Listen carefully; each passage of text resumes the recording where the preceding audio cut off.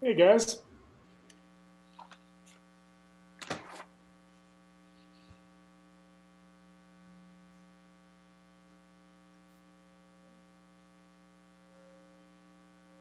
John, How are you?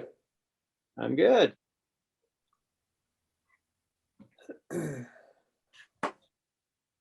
Well, I hate to say it, but it looks like spring is here. Yeah, To say the least. yeah. Hi, John. Hey Rick, how you doing? Good. Wow, Hey. look at you. Yeah, I'm at home. You're not at the office, are you? Man, you get dressed up to go home. Yeah. I have a meeting later tonight at 6:30, so I may have to cut out for that meeting, and then Charlie, he'll take care of you. So Okay. So I see the agenda. We've got obviously a joint session with those discussions. Is there a Ogden Valley Commission after that, or is this the agenda? this is the agenda. Okay. So I think we were wanting to talk about transfer of development rights, but really that's more for the Ogden Valley folks. Whereas the water is more for everyone. Yeah. Charlie, was there a reason why we wanted to switch those around? I thought I heard a little bit in the office that Yeah, we've got staff here who probably want to go home, but Oh, okay. I mean, if we've got Western Weaver planning commissioners here, I'd rather let's deal with the stuff that involves them Yeah, first. yeah, I'd appreciate that, and then I'll deal with overtime. Okay, well, and Rick, it may be of value. I don't know if there's any Western Weaver planning commissioners on right now, but it may be a value for them to sit through the transferable development right discussion because their current general plan talks about TDRs, and I'm willing to bet that the future one might say something about it. How long do you think the transfer of development rights will take? I don't think a significant period of time. I kind of want to talk about the map that we have not created. That I just kind of like to put all of our heads together and have an open dialogue about the Ogden Valley sending and receiving zone map before I put a little more effort into actually designing it. And then talking about essentially the structure of the program and how it can exist, kind of like we did with the county commission in their work session yesterday. Hey, Oh. Rick, can I throw something out there? A suggestion. Sure, Bren.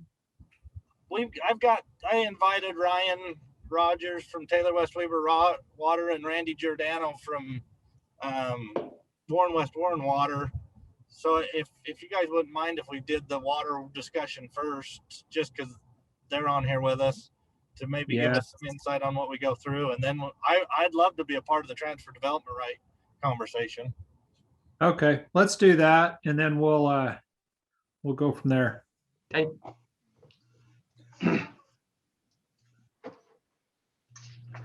Back to you, John. Okay, well, let's see. 1, 2, 3, 4. I guess we have all of Western Weber, congratulations, and we have 4 from Ogden Valley. I don't see, I think I saw that Steve was going to be late, but I don't see, I guess I just don't see Ron Lackey yet. So anyway, let's go ahead and get started. Welcome to the pre-meeting for the joint work session between Western Weber and Ogden Valley Planning Commissions. Do you want to go ahead and get a kind of, Charlie, do you want to go ahead and start a discussion on the water and tell us what we're going to hear tonight? Can do, thank you. I want to make sure you guys can see the right screen. Can you guys see my calendar here? Yeah. Okay, well, don't look at it, that's private. Just kidding. Let's get some of this stuff open here. Okay, so hopefully most people on the call, maybe a few new planning commissioners may not be as aware of this, but I think most people here were here at the time about 1.5 years ago when we started talking about water, culinary and secondary water. We had a couple things coming down the pipeline at the same time. We had a development application in the Ogden Valley that stimulated a really healthy discussion about some of the inadequacies in our subdivision code when it comes to provisions for water. And that started a conversation between the planning division and the county commission regarding how much water should exist, whether or not water should even exist at the time of subdivision approval, or whether or not we can kick that can down the road to building permit approval. And I think the consensus we got from the county commission was that at the point that somebody pulls a building permit, the county commission would like to see that they can turn the water on for the site. And so we want to be essentially creating policies that moves in that direction. And that's what this proposal does. The other thing that came up at the same time was we had Hooper Irrigation was really concerned about some of these secondary systems that were being installed in some of these subdivisions, especially the ones that were a little bit further removed from Hooper Irrigation's lines. And the challenge that that posed to the future of Hooper, especially since they bonded for a lot of their expansion and the lines that are in the ground. And so they just wanted to discuss the possibility of amending the code. And they've actually submitted an application for it, and that is what has gotten this to our eyes today, is the application to change the code to essentially put together better policy about secondary water and make sure every lot has access to secondary water, and by some means. At the same time, there's been a lot of discussion by a lot of the culinary water entities. So I guess this is really three-pronged. There's been a lot of discussion by some of the culinary water entities about how they're kind of struggling because they've got a lot of people who are tapping into culinary water to water the lawn. When the development approval, the subdivision approval, was only approved for access to culinary water for culinary purposes. And so there's a lot of different moving parts, and this is just part of developing in an unincorporated area. Is you got a lot of moving parts, and things aren't very, they're not put together very efficiently. Efficiencies of scale usually at some point tips over and really supports the creation of a municipality in order to better provide for all of these municipal type services and municipal type utilities on a municipal scale. So we apparently haven't hit that tipping point for either the Ogden Valley or Western Weber. Western Weber tried to incorporate, not on this subject, but this would have probably been beneficial had they had essentially a municipality working with the districts and the water companies in the area, or a municipal water, secondary water, and or sewer utility. But neither that's here at this time, and so we're looking to the county to try and provide some metrics in the code, some requirements in the code that will result in subdivisions that have culinary water, secondary water, and essentially systems in the ground that actually will function.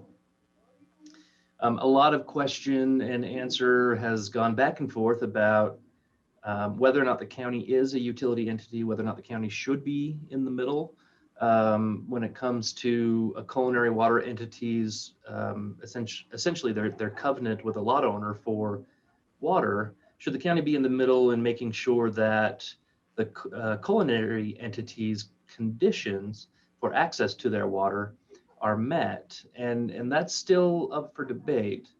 But what this ordinance does is it puts a little bit more backing for those culinary entities from the county. So essentially it says the county will do its best to make sure we check all the boxes and get the water entity to the table so they're not operating in the dark while the county is approving subdivisions. Even to the point that the county will go out and, as trenches are open, look in the trenches and make sure that everything, all the infrastructure is in there that the subdivision was approved based off of. When it comes to actual functionality of a secondary water system, the county won't own that system, so the county won't have responsibility for that system. And if a secondary water system fails and the culinary water provider does not have enough to provide for secondary water, yet people start using the culinary water to water the lawn because their secondary system failed, ultimately the culinary water is left trying to figure out how to fix that problem. And I think that's just the nature of the way things are set up. A big suggestion I would offer to the culinary entities that I have, and I've noticed all the culinary entities have probably taken steps toward this if they weren't already doing it, at being a little bit more strict and more vigilant in what they say they will serve the property for. And then also wanting to be very much more involved in the final approval of subdivision plats, so that if their conditions aren't met, those plats don't get approved. And that's ultimately how this should work. The state code, just to recap, or refresh for those who weren't here in the beginning, the state code says that the county cannot approve a subdivision plat without the Culinary Water Authority's approval. It doesn't say that the county or the Culinary Water Authority can require that the Culinary Water Authority sign the plat, but it does say that the Culinary Water Authority does have to essentially approve the final plat. Improving communications between the county and the culinary water entities is going to be imperative to ensure that nothing gets recorded before we get some kind of a statement from the culinary water entity that they are satisfied with what the developer has provided regarding both their culinary water lines and the secondary water lines that are there. There's a little bit of heartburn from the culinary water providers when it comes to verifying the accuracy or the adequacy of the secondary water systems, because they just don't own them. That exact same heartburn plus, times two might be the same that the county would have in trying to take responsibility or have some kind of accountability for the functionality of those systems, because the county's not in the water business. So that's still up in the air. This doesn't solve that problem. My suggestion would be that the culinary water entities or authorities make sure that their administration and their processes and procedures are in place. And then know where and when they need to ask the county for a little bit of administrative oversight, which I think we've been working on those relationships and have been doing a pretty good job, I would hope. So with that in mind, I just wanted to run through the structure of the ordinance and the changes that are here briefly, and then maybe come back in with a little bit more detail to discuss the changes from what you guys saw a year and a half ago. And I'm sure everybody still completely remembers and has it memorized from a year and a half ago, but bear with me as I refresh even my own knowledge. As I look through this, I have made some changes from what we saw a year and a half ago, and I think we'll be making changes even more so. I've got a couple of comments from members of the public for a couple of minor tweaks here and there, which I think are really great tweaks. And so the next version you see will have some of those tweaks in them. But overall, I think by and large, the general framework of it will remain the same. We still haven't received a formal response from Weber Basin Conservancy District or the state of Utah, from either the Division of Water Rights or the state engineer's office regarding how this could work. But we are trying to get that feedback from them. I also mentioned, I think you guys might have been copied on an email, that I'll work with our attorney's office to see if there's any ability to get a water rights attorney. We've got a local water rights attorney who knows the law in and out to make sure that this holds water, unintended, I guess, when it comes down to actually implementing it. Okay, so just real quick, in the definition section, we're just adding a definition of secondary water. Okay. In the subdivision application submittal, a lot of this is cleanup. For example, under preliminary plan, we're talking about how you need to submit 1 million hard copies to the county. We do everything electronic now as of the 1st of this year. So no hard copies are required, just electronic copies submitted to the county. Again, electronic documents. Okay, so here's where, when you submit a subdivision application, you've got to submit your application. You've got to submit the preliminary plan. You've got to submit it all on electronic documents. And then with that, you have to submit a statement of culinary water feasibility. And you got to submit a statement of sanitary sewer or septic system feasibility. And the last thing you need to submit, oh, we don't have that here. I need to update that. You also need to submit a title report, and I'll have to get that updated. I don't know why that's not here. So focusing on statement of culinary water feasibility. Basically, what our current code says is submit a will serve letter from whoever is going to be responsible for providing water. The state code says that the culinary water authority needs to be involved. Identifying who that culinary water authority in Weber County has been a challenge, to say the least. The state code says the culinary water authority is whatever entity or authority is responsible for approving the water system and the source. And right off the top of my head, well, that sounds like that's the health department. But in working with Weber Basin Conservancy District, well, they are the ones who have the rights. And so they're the ones who you have to go through to get access to those rights, which those rights are tied to points of diversion, and they're tied to whether or not they let more water out of the dam in exchange for moving a point of diversion somewhere else. And then from there, it's the state of Utah who says, all right, well, this point of diversion, this source right here is potentially approvable. And then they give, the state of Utah gives a drill permit, essentially, for someone to go out to the property to drill. They drill the well, and then after they drill the well, they pump test it. And when they pump test it, they are reporting on the amount of water that comes out of a well and the quality of water that comes out of a well. And then that gets submitted essentially to the health department. So now we are full circle coming back to the health department, who then says whether or not you've got clean drinking water and enough drinking water. And then they'll sign off on the final well permit. And so I think once you look at all the different entities that are involved, I think ultimately the health department for a culinary well would be the culinary water authority.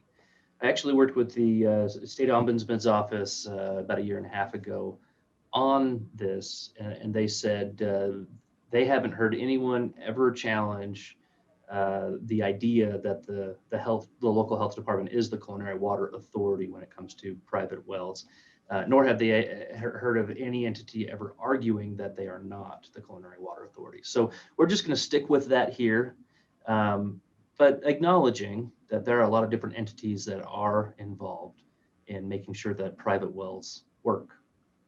When it comes to a statement of feasibility from a water company, it's just a matter of going to the water company and getting a will serve letter. And we hope those water companies are managed well enough to understand what it means to give a will serve letter. You're essentially saying, we will serve water to your property. We have enough in terms of storage. We have enough in terms of fire flow. We have enough in terms of secondary water if you're going to use our culinary water for secondary purposes. If not, it's incumbent on the culinary water authority when giving a statement of feasibility to say, we don't have water for secondary purposes. Okay, and in those cases, we would need to see, submittal to with the application on what the secondary water proposal will be. Okay, statement of sanitary sewer or septic system feasibility. It's the same thing, except for instead of water, we're talking about septic systems, and we're talking about sewer systems. And then obviously the final thing to submit would be an application fee. You'll see in here just a couple of changes back and forth, and hopefully you all got the email that had this proposed text in it. So hopefully this isn't anything new, but as I'm scrolling, if you guys have questions, holler them out, and I'll stop and we can talk a little bit more. Let's see. So a signature block. Charlie, so you Yeah. want, should we ask questions now or wait till you're done? If you got questions on where we are on the page, yeah, please tell me. I just had a quick question, something that's been brewing in my mind. So was it a few years ago that the requirement for how much culinary water is required per home, the state lowered that? Is that correct? I'm not aware of that. It may be, but I can tell you what it is today. Remind me what it is today. I have it somewhere in my notes what it used to be, but. So when it comes to, this is what Weber Basin will authorize when it comes to shares. Primarily when we're talking about giving water, culinary water through a private well. Weber Basin requires 0.45 acre feet per year for the residential use, and then 0.55 acre feet per year for irrigation purposes. And if you were to do the math on that 0.55 acre feet per year, that's about 8,000 square feet of land, which we know in both Western Weber and the Ogden Valley, vast majority of lots are much, much greater than that. Right. So the minimum number of water rights or shares required to irrigate 1 acre of land in the Ogden Valley is 3 acre feet of water. And in Western Weber, it's 4 acre feet of water. And so if you're going to irrigate 1 acre of land, that's if you're not required to irrigate, but if you're going to irrigate 1 acre of land, the obligation or the duty is 3 in the valley and 4 out west acre feet. So Charlie, what do you mean by irrigate? It means basically if you were to look up under state regulations, let me see if I can pull it up so I can show you guys. I'm getting to it. Is this sprinkler or is this flood irrigation? What are you talking about? Because they're vastly different. Yeah, they are. Hang on one second. Let me grab it because I've got the fact sheet right here. It's a great question.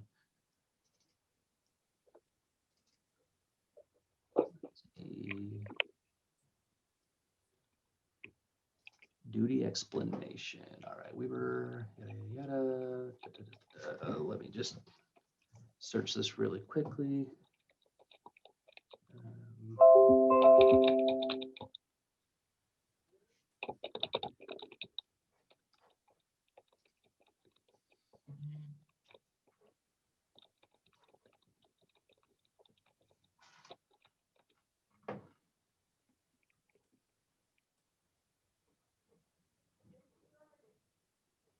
Sorry, I gotta find it, but it's right here.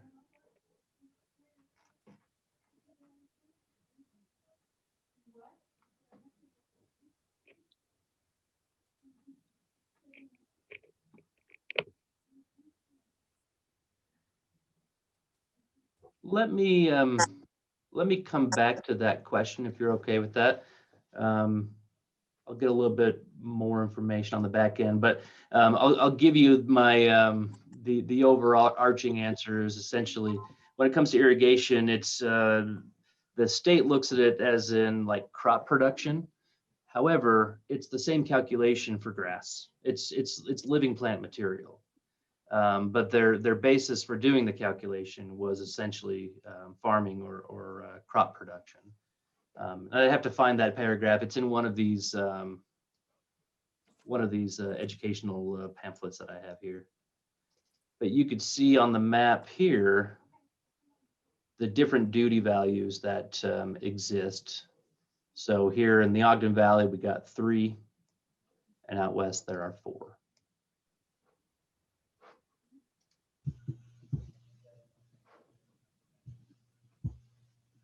Charlie, going back, my question was why I was asking, my understanding is the number or the amount of water had been reduced a few years ago with the development of ADUs and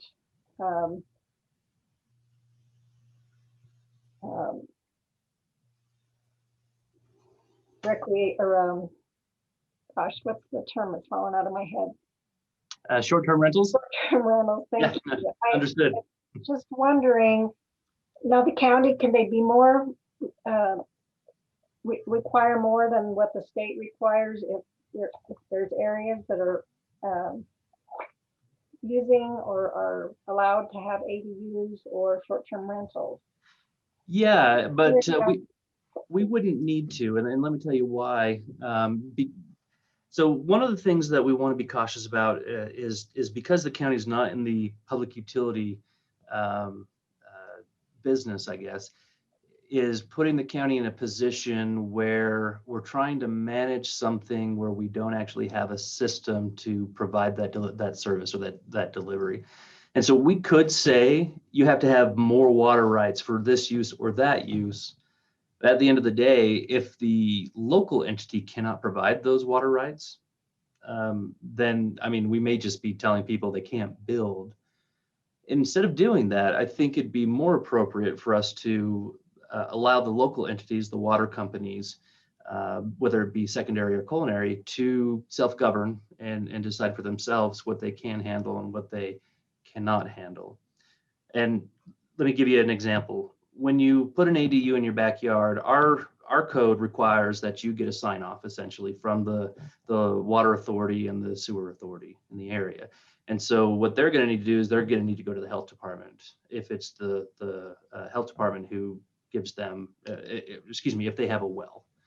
And in order for them to get approval for greater access to water on that property, that's a dwelling unit. An accessory dwelling unit is still a dwelling unit. And so they're going to have the same 0.45 share obligation. And so the health department's going to say you need to go to the Weaver Basin and you need to go secure at least another 0.445 acres. Now Weaver Basin usually does it on a 1 acre foot basis, and that's what you get the 0.45 and then the 0.55 for irrigation. But once you've got that 1 acre foot. If you need more water, Weaver Basin, in my discussions with Weaver Basin over this, they said, we'd be happy to sell it to you. I think they sell it in, Commissioner Hoag, tell me if I got this wrong, but in quarter acre shares, acre foot shares after 1 acre foot. Well, yeah, I mean, Weaver Basin does not use the term shares. It's just an allocation by contract. But the 1 acre foot amount kind of started back in the day with, cabins, et cetera, in areas where there's no existing culinary or secondary system available. And that's where the, minimum indoor versus the outdoor use came about. So there are, the vast majority of those are called exchanges or replacement contracts with Weaver Basin. Those contracts exist east of the Wasatch Front. There are very, very few that are in the western part of Weaver County. So just a little point of clarification there. Thank you, Commissioner Hoag. So Charlie, Yeah. question on this 0.45 for culinary. Is that tied to the number of people or number of bedrooms? It's So you could have 0.45 to serve a family of 8, or you'd have to have 0.9 to serve a couple living in a home with an ADU. Okay. And now you got 4 people require 0.9 and 8 people require 0.45. There's an incongruity there. right. It's not tied to the number of people or number of bedrooms. It's tied to, they call it a ERU, equivalent residential unit. Yeah. Which, thanks, Chris. Yeah. So Chris, Chris is probably a much better authority on how all of this works than myself. Well, yeah, the 0.45 is basically for a household. I guess, and that comes from the state engineer's office. They set that amount as a requirement for I guess, an average or a normal household, whether that's 1 or 8 people. They don't specify. They just call it a residential unit. So that's where the 0.45 comes from. And Thanks. Chris, is it what you were explaining before, or were you saying that it used to be an acre foot requirement? Is that what you were saying formerly? Well, are you mean what I just said a few minutes ago about cabins and so on? Right. Yeah, the 1 acre foot historically was kind of the minimum amount that Weaver Basin would sell by a replacement contract. Mm-hmm. With the idea that 0.45 would be adequate for the inside use and a small amount of outdoor watering. Obviously, the 1 acre foot is not intended in general to be a crop production kind of a scenario. It's really just the one just kind of came from being able to serve people who have homes that are outside of existing systems. Okay. And then, I'm sorry, I don't want to take up the whole evening, but my question then is if you turned it over to like the water company to determine if they have enough water versus the county, I can understand that. But then when the zoning changes on already existing water companies, that now they are going to allow ADUs and short-term rentals, how that's kind of doesn't work, correct? Yeah. It's already a problem. Yeah, so this is kind of the same subject that came up when we were working on the general plan. Why would we do a general plan that might consider more people if we don't even know how much water there is? But water and access to water is already a limiting barrier to growth. If there isn't water, it doesn't matter if we say we're going to rezone this for 10 million people to live in the Ogden Valley or in Weber County in general. If there's not enough water, you're not going to be able to get to 10 million because the water entities will stop approving. And we've seen water entities stop approving access to water because they don't have enough. And so when it comes to STRs and ADUs, for example, the key there is to make sure that the culinary water entity is a part of the review process, and make sure that the culinary water entity and the sanitary sewer authority are aware that there is an additional impact that may be coming with this. For example, and I don't know if Miranda's on the line or not, but Miranda mentioned a couple years ago that when they're looking at the capacity of the sewer and water system up there, primarily the sewer system, they've got to consider the days where there are the most amount of people in that area, the holiday weekends, because I mean, you hate to flush when all the homes are occupied and find out there's just not enough capacity to serve all of that. Charles? Yes, Ryan Rogers with Taylor West Weber Water. Ryan, hi. Hi. So with the ADUs, we're in the process because the county is giving out ADU permits now. We're in the process of, in our rules and regulations, we may assess another ERU for that ADU depending on what we determine if it needs it or not, depending on the size and what it consists of. So one lot with the ADU may have two ERUs with it. And I think it's a wise way to go about it, and it sounds like a good management strategy. Any other? Looks like Miranda's got a question. Charlie, we may want to just have, like Ryan, have him state his last name, and then also just make sure Chair Lewis is okay with other people speaking than those in the Planning Commission. Sure. Mr. Chairman, how do you feel about that? Yeah, that's fine. If we do have comments from the audience, maybe we keep it to 3 minutes. Great. Miranda can have 3.5 though. And what was Ryan's last name? Ryan Rogers with Taylor West Weber Water.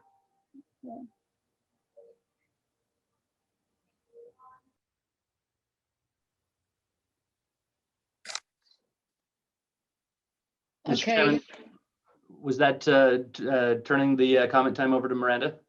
Sure, yeah, go ahead, Miranda. Thank you, Chair. This is Miranda Menzies of Eden, Utah, 3807 North Elk Ridge Trail. I'm also the chair of the Wolf Creek Water and Sewer District. And what I'd like to bring to people's attention is that the key factor for water is the new calculation that has been brought in by the Division of Drinking Water, where there is a calculation done using 3 years of meter data. And this is going to apply to each of our water companies. And the effect of that is that you have to look at what the maximum usage is, which is what Charlie just was referring to. So for Wolf Creek, that's over the Christmas New Year period. And the effect of the ADUs and the short-term rentals, we're not really sure what the effect of those is going to be. But it's possible that we may find that if the average amount of water being used increases because of internal ADUs that are established, that we will find that our capacity is falling. That is, the number of ERUs that we can serve will, over a long period of time, start to fall unless we can come up with new sources. So you have to go through this complicated calculation that has to be done by an engineer using meter data and flow data from your sources. And I'll be talking to Charlie and Rick about this on Thursday. I'm meeting with them concerning water in general. But let's remind ourselves to talk about that. Thank you, gentlemen. Thank you, Miranda. Thank you, yeah. Okay, so a new suggestion in our code, which our code doesn't currently do. This section here is regarding the final plat. Let's go back up to the top, final plat requirements. I am suggesting one of the best ways we can coordinate with the local water and culinary water and sanitary sewer authorities is just to require the culinary water and sanitary sewer authority to sign the final plat. Now, there's been a little bit of resistance on that, I think, from internal review entities, only because it's quite a bit of an effort to get those entities to sign the final plat. But I think it's the safest for the county to say that we did our job in looking to the culinary water entity and the sanitary sewer entity to sign those. And I think that we can resolve a lot of the consternation with getting those signatures if we just require the applicant to bring those, the Mylar into us with those signatures already on it. So the applicant will essentially work with the culinary water authority, the water agency, and the sewer agency, whoever that is, to secure their signatures on the final plat. Gives those local agencies the ability to look through their records and ensure, yes, they got a will serve letter. Yes, they have done what we've asked them to do. Yes, we're okay with them recording this plat. And then it also gives the culinary and sanitary sewer entities the ability to do exactly what the county does when it comes to county public infrastructure. We require them to bond. And you've got a bond for the infrastructure that you install. Now, they do bond for a lot of the different infrastructure that may be included in culinary and sanitary, but out the door at the very end run, the county won't be responsible for most of the culinary and most of the sewer infrastructure that gets installed. It'll be those entities. So if I were a manager of one of these entities, I would want to see a bond, a completion bond, a performance bond, for our water lines or our sewer lines to ensure that they do actually perform for a year, at least a year after they've been installed, and that they do actually get installed. So that's the other component of it. So I'm not saying they should do that. I'm just saying that this gives them the ability to make sure that their ducks are in a row so that they're protecting themselves. Well, Charlie, this Commissioner Burton, Yes. when they issue a will serve letter, they're taking upon themselves a liability. That's So true. they better have their ducks in a row before they issue that letter. Is there a limit to the number of pages you can have on a plat for all this extra signatures? You mean when it comes to like recording a plat?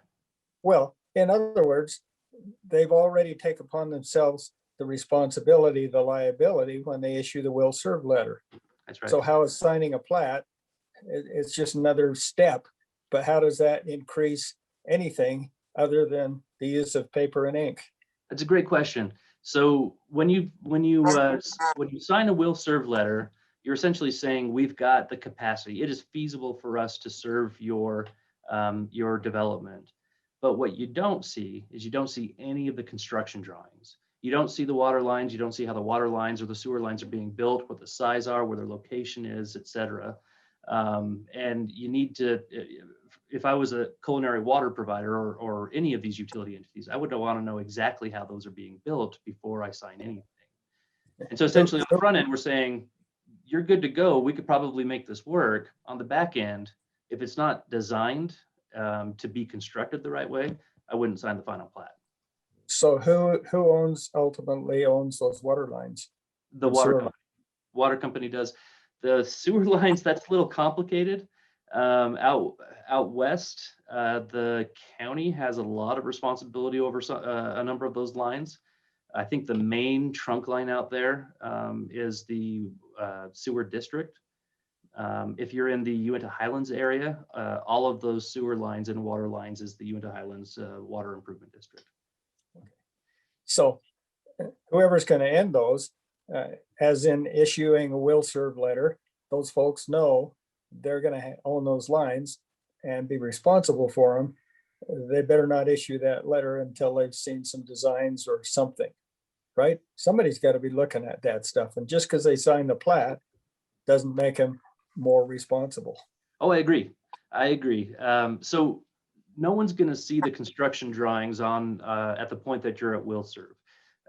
So the process of designing a subdivision is essentially you do preliminary, which you're doing a lot of survey work. You're doing a lot of the groundwork to essentially get it in front of the public body, the planning commission, or whoever is responsible for approving it, and finding out whether or not it's even possible to do. And then between preliminary approval and final approval, that's where you're going out and you're engineering everything. So if the county says we won't accept an application for a preliminary plat or preliminary plan without a feasibility letter from a water entity and a sewer entity, but the water entity or sewer entity won't sign a feasibility letter until they see engineered drawings, we've put the cart before the horse on that. And so through feasibility, there is no sense of entitlement. There is no entitlement that the developer has to get final approval from the water authority. The developer. Hey, Charlie. Yes. Mr. Edwards. Normally what we do, I also sit on Taylor West Weaver. I'm the chair of that board for Taylor West Weaver Water. Normally what we do is for preliminary, we'll give them an availability letter that basically just says, yes, we have the water available, but we will not issue that will serve letter until, you know, those drawings have been reviewed and looked at. Yeah, that's a good way to do it. And from our perspective, when we look at will serve, let's go back up to what our code says, or to what the proposal is. The proposal is statement of feasibility. So regardless of what the water company or sewer company calls it, or generally, so also known as a will serve letter, or generally known as a will serve letter, maybe I need to change that to generally. We're just looking for a statement of feasibility, not a final or formal approval of access to water. Final and formal approval would come after the water system and infrastructure is designed. Does that answer the question, Commissioner Burton? Partially, yeah. So who approves those drawings now? Is it the county engineer that looks at those? Well, so in terms of who's responsible, the county engineer, we do look at all of the infrastructure drawings. However, just by nature of not being a utility provider, we're not looking really closely at the water and the sewer. We'll look at the sewer, the sewer lines that we're responsible for. The water infrastructure and construction or design of the water infrastructure should fall on the water company, because they're the ones who are ultimately going to have to deal with the problem later. And I think from what that gentleman just said, that's what they're already doing. Mm-hmm. That's right. One last question, please, Charlie. Yes. With if there's sometimes some of these systems are very small and limited. Yes. So my question is on liability. If they did fail, if a system fails, and for some reason, and who would be liable? Mm-hmm. So where does the liability fall? Would the county come in and pick up the pieces, or what would happen? I guess that's my question. If the county's not taking any of the responsibility, if ultimately it does fail, if there's not enough water, we have a drought year, people can't get water, who ultimately steps in? Are taxpayers left to pay that bill? Yeah, often. I mean, think about, let's go to an extreme situation. You think about Flint, Michigan. I mean, granted, that was an infrastructure problem, but that was also a management problem if you dive deep into it. And there were a lot of people who stepped up to help foot the bill for that. A more localized event was when the Snyderville Basin water system started to fail. I think there were two of them that went bankrupt or failed right about the same time. And to the point that you had the Army Corps of Engineers dropping off water bottles for people who live in the area so that they can actually have culinary water for, I don't remember how long it took for them to fix the problem.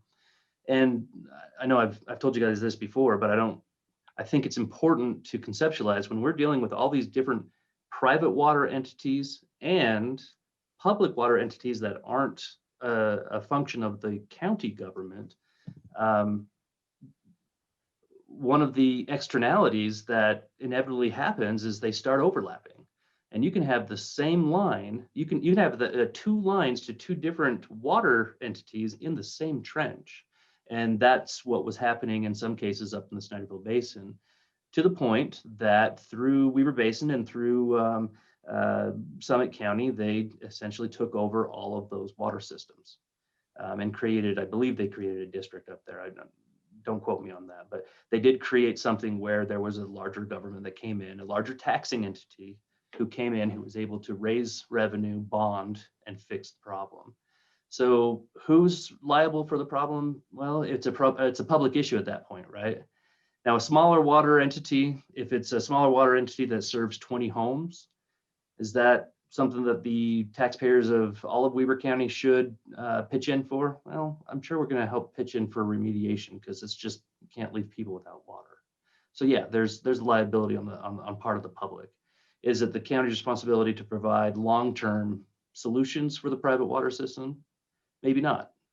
Maybe each one of those private water users has a responsibility to themselves to ensure that they get better access to water.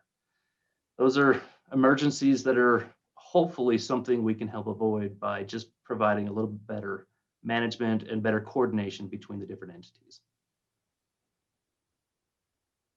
So, I mean, long way to say everybody has the liability. It becomes a public health issue. Any other questions? Hey, Charlie, this is Paul Joyce. Can I give a comment real quick? Mr. Chairman, is that okay? Thanks, Mr. Chairman. Paul Joyce, 1041 South, 9150 East in Huntsville, Utah, near the monastery.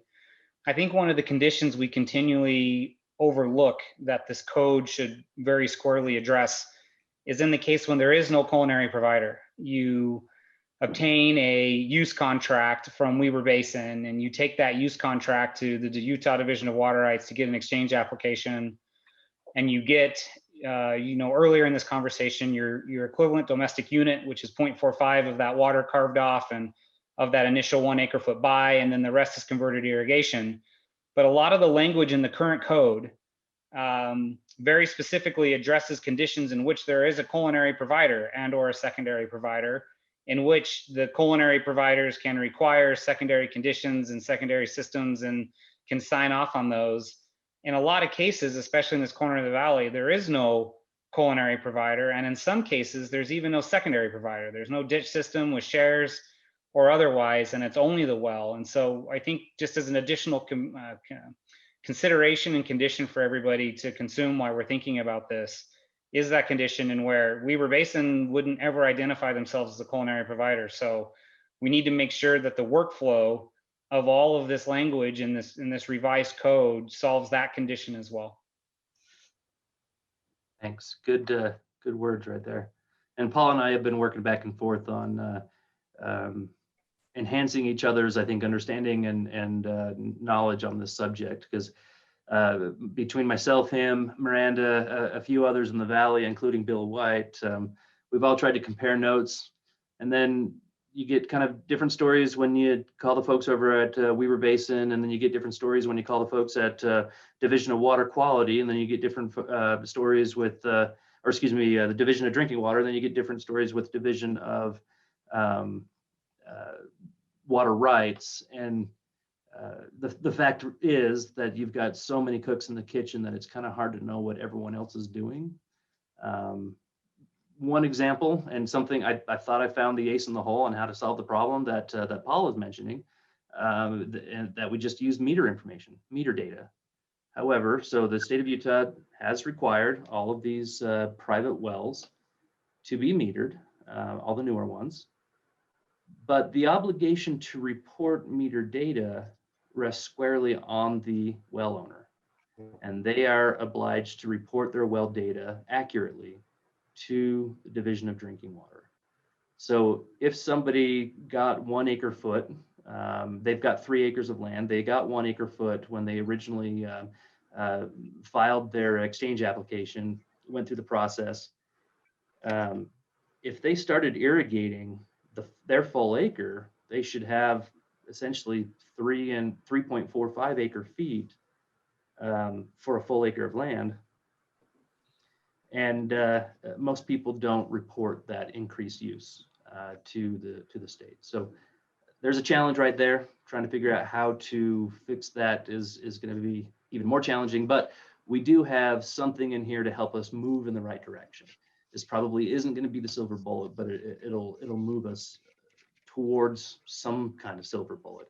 The other thing to think about here, just in case the members of the Planning Commission aren't aware, the recent hydrogeology study that was produced by the state of Utah, the Utah Geological Survey, talks about water quality issues and putting more septic systems out there where we've already got some high nitrate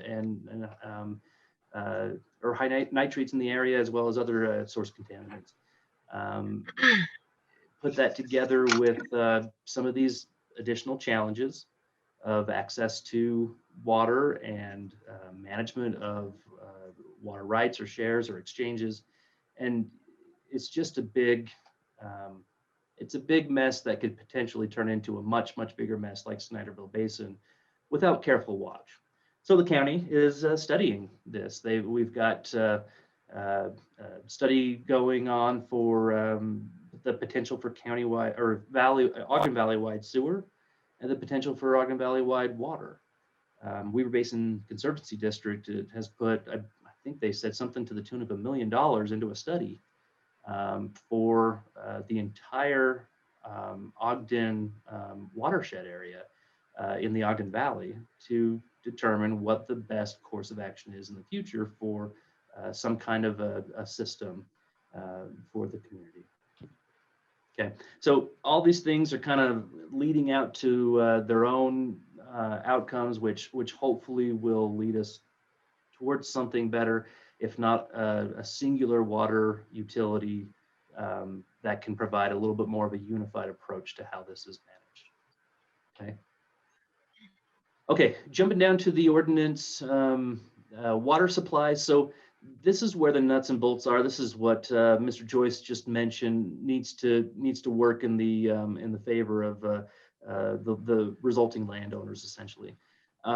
We do have a section that talks about a water supply already, but we're rewriting it to be a little bit more decisive in our language. So bear with me here. Culinary water supply is required. Okay, the applicant shall provide a culinary water source for and culinary water infrastructure to each lot. The applicant shall also secure the rights or shares necessary to serve the quantity of culinary water required by the applicable agency, culinary water service provider, and county.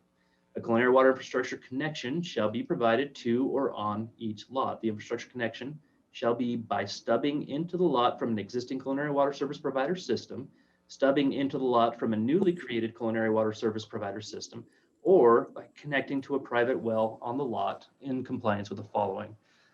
Excuse me. So before diving into the following, what we're saying is you've got to have infrastructure in the ground for each lot. No more of this kicking the can down the road,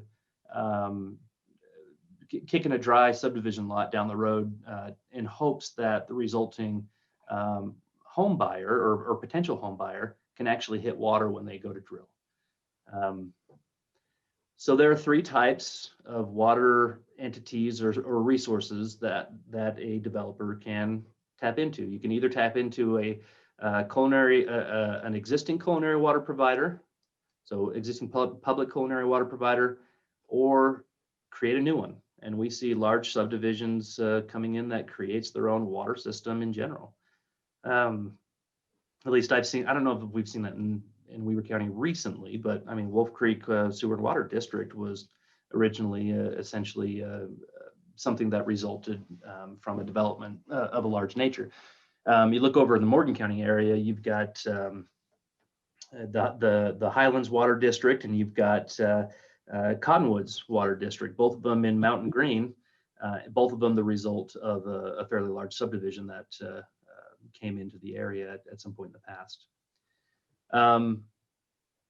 And then beyond that, then you can get access to, let's see, private well. So you've got those three options.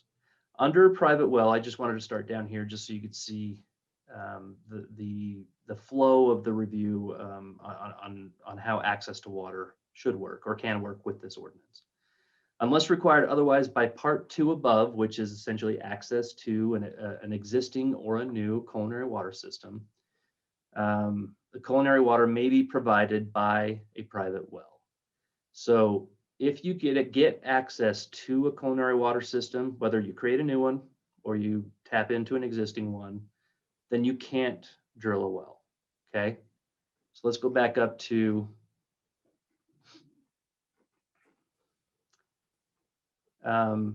existing public culinary water service provider. A connection to an existing culinary water system is required if any part of the subdivision is located within 300 feet multiplied by the number of lots in the subdivision of a currently operating supply line of a culinary water service provider system, and the service provider is willing and able to serve. If you're within that distance, 300 feet times the number of lots you're developing of a culinary water provider supply line, and the culinary water provider is willing to serve your lot, you can't sink a well. You've got to access that water system. And then, if you're within that distance, you can't create a new system and you can't sink a well. If you're not within that distance, then you've got two options. You can either create a new system or you can sink a well, okay? And the developer is going to be the one who makes that choice, and that's going to be based on what's most feasible for him or her. So why can't a person sink his own well if he chooses? The benefit behind getting everyone access to a public system outweighs the detriment of just having a ton of straws poked into the aquifer. When you minimize the number of straws going down to the aquifer, you can manage the use of the aquifer a lot better. And because access to the aquifer is a public health concern, the best form of management is going to be a more unified approach to access to it. Okay, and what's your source for that conclusion? I'm sorry, like where do you want me to cite a source for that? I can find some sources. Well, no, I mean, your statement is we're going to take away the choice of a landowner to sink his own well. Mm-hmm. We're not going to let him do it because we think, or I think, or it is demonstrated by research and documentation Mm-hmm. that having wells is much more dangerous to the aquifer than making him hook onto a public system. Yeah, if you'd like some reading material, I can send you some over. Well, I'm just in some.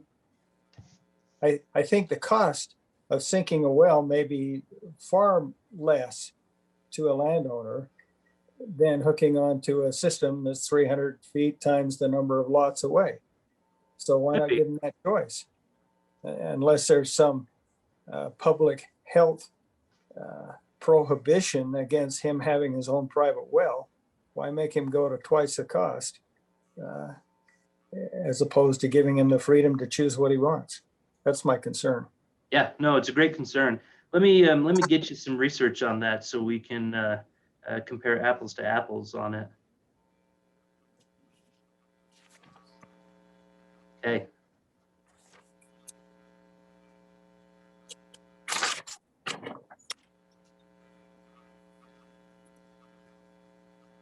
Okay, good. Charlie, John Howell, real quick. An average well costs about $30,000 to put in. Sorry, yeah, average well 30,000. Yeah, between 20 and 30,000 is about what we've been hearing from people who are drilling the wells. In fact, what we've been hearing, and I think Commissioner Burton, I think he hit on this, that it can be a lot more expensive to drill a well than it is to put in a culinary water line, one 300-foot per lot culinary water line, and that's a reasonable conclusion, I think. Okay. Well, my information is to the contrary, but I look forward to reading your research. Okay, no worries. Sorry, I thought you said the opposite. Okay, one thing that a member of the public, it was actually Miss Menzies who's on the call with us, mentioned is that we want to have something in here that talks about quantity and quality, just to make sure we're ensuring access to clean drinking water as well, which I think is appropriate. She provided me some sample language that she would suggest, and I think your next draft will have that in there. Okay. Okay, capacity assessment. So just to recap on the construction, like how this is all put together. Under culinary water supply, you've got your required culinary water quantity, public culinary water service provider, and private well. Okay, that's the structure, and then transfer rights and penalty for removal. Under your public culinary water provider section, there needs to be a capacity assessment, okay? So prior to final plat approval, the applicant shall provide the county with a written capacity assessment for culinary water service to the subdivision. Capacity assessment shall include written verification from the public culinary water service provider that the assessment shall verify that the system is or will, at the time the subdivision improvements are complete, capable of serving the culinary water needs of each applicable subdivision lot. That adequate culinary water flow and culinary water storage is available, and probably clean water if well, never mind, this is a public system, so that'll take care of itself. Or will be available at the time the subdivision improvements are complete for all intended or proposed uses of the culinary water, including but not limited to applicable secondary water uses and fire suppression appurtenances. Now, what that means is if the culinary water provider said it's okay for them to use our culinary water for their secondary water irrigation purposes, we just want to know that the culinary water provider has evaluated that and has made that statement, so that we're not approving things and then finding out later that the culinary water provider has been harmed because we weren't clear on that statement. Doesn't mean that they have to allow secondary water uses or fire suppression. It Hey, just Charlie, if they do. Yes, John, can I make a comment? please. Go back to Jeff Burton's comment. I do think it bears some analysis, maybe.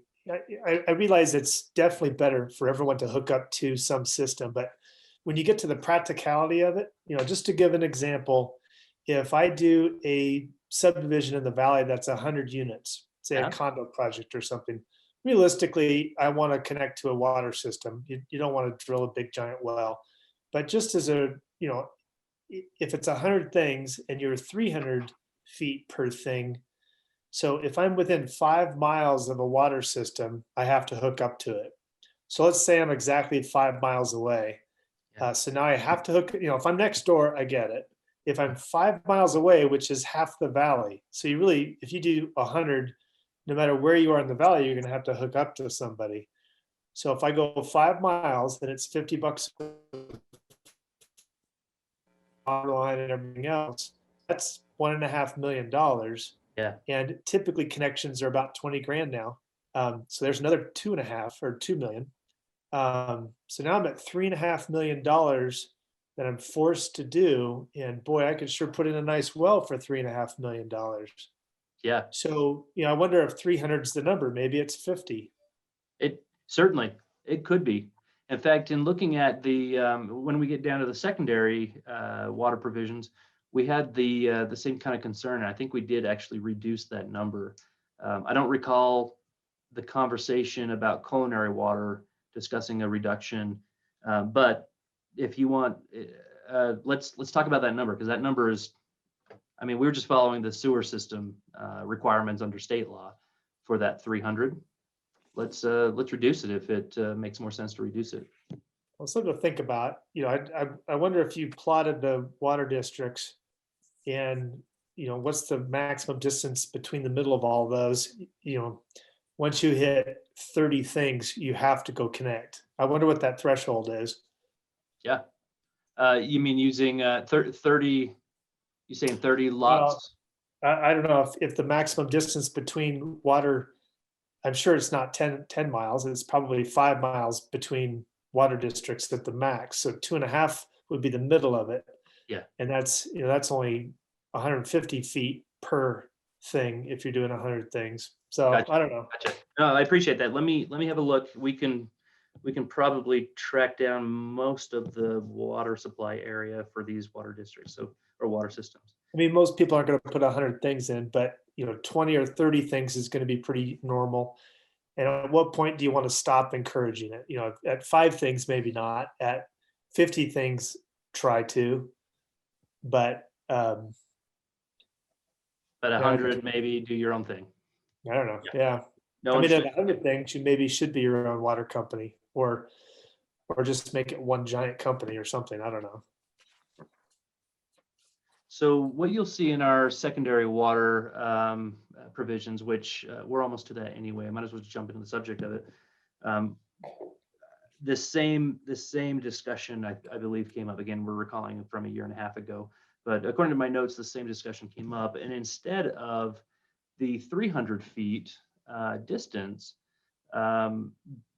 what we did, well, let's just go to it because I'm going to misstate it. Let's see. Maybe it's just a radius of 1 mile or something, some kind of distance. Yeah. Whatever it is. I liked what we provided here, and maybe we could use the same language. Let's see, existing current, okay. So connection to an existing secondary water system is required where any part of the subdivision is situated within 300 feet of any part of a currently operating secondary water service provider system, and the service provider is willing and able to serve. Okay, hang on. If multiple systems are available, connection to the system will yield the best organization. Okay, secondary system conformance. Okay, we're outside the mandatory connection distance of an existing secondary water service provider. Okay, a new water service provider can be created. Okay, so the 300 here, I recall I think we reduced that to 75. Let me go back and look at my notes again. I failed to update that here. Secondary, and I'll look at that for both secondary and culinary. Secondary and culinary water connection distance. And in exchange for reducing the connection distance, in creating a new secondary water service provider, basically said you've got to be able to, if you're, let's use Hooper irrigation as an example. If you're in the service area of Hooper irrigation, or the area where they intend to expand at some point in time, you can create your own secondary water system, but you've got to build it in a way where it can easily be integrated into the Hooper system once it expands to your area. I would suggest if we want to do something similar with culinary, that we say the same. We say if you're within a certain distance, but connection isn't feasible, isn't reasonable, we'll figure out whatever that distance is as we run these analyses. Then create your own, sink your own well, spend your money on your own well, but build a system that is capable of being integrated into a larger system once all those water lines get out to where you are. Would you feel comfortable with that? Yeah, I'd love to see everyone connecting to a main line that the county puts in eventually, water and sewer. When you say county, you mean a new municipality? Well, I could see at some point. No, I know, but I mean, at some point there'll be bonds that will bring trunk lines for all sorts of things through, and all these systems should be ready to hook up to those at some future date. That's my exact thought. So if for example, with secondary water, if Hooper irrigation says our water lines need to be this big, they need to be capable of this amount of flow, your well needs to be like this so that we can get everything reintegrated together at some point in time, that district comes in, they hook up, they take over that well, and it's no longer the HOA's responsibility or the private culinary water's responsibility, then it becomes kind of part of the district. Yeah. Okay. No, I like it. Let's make sure we get that in there. I'll look at the number in my notes because I think we said 75 feet. Connection distance per lot.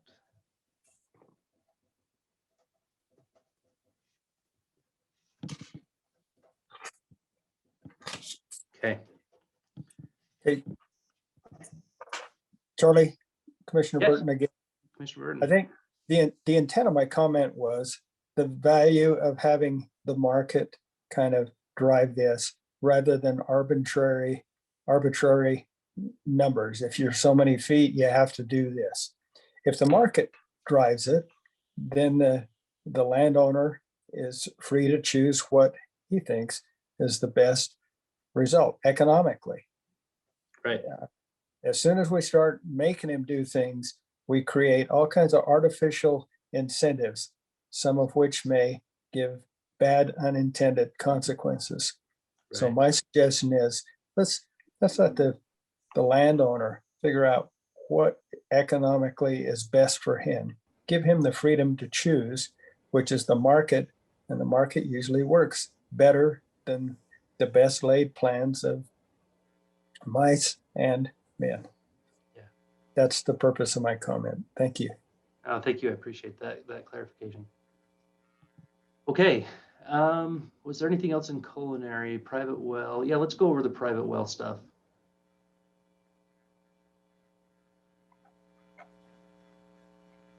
Just make sure. So improvements required for culinary water. And we were talking about having lines stubbed to each lot. Unless it's a well, then the well's got to be on site. It's got to be to the point that it's approved for use. Unless authorized by the county engineer, culinary water system infrastructure shall be located outside of the asphalt area of a public street.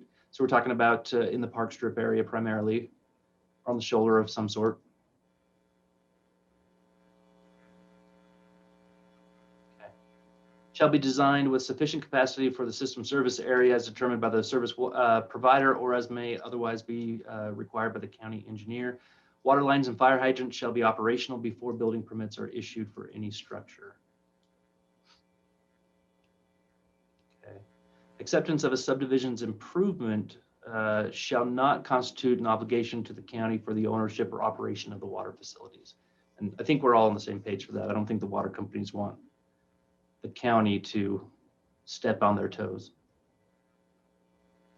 Okay, private well. So our current code says if you want to do a subdivision where each lot gets access to a private well, then what you got to do is you got to go to essentially Weaver Basin, the state, and get basically a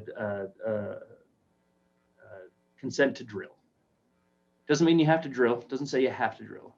It just says that you need to get consent to drill. So basically, somebody's gone through the, if you're in the Ogden Valley, someone's gone through the exchange process. They've gone to get their well permit, and they've got their authorization. That's it. There's no obligation to prove access to wet water.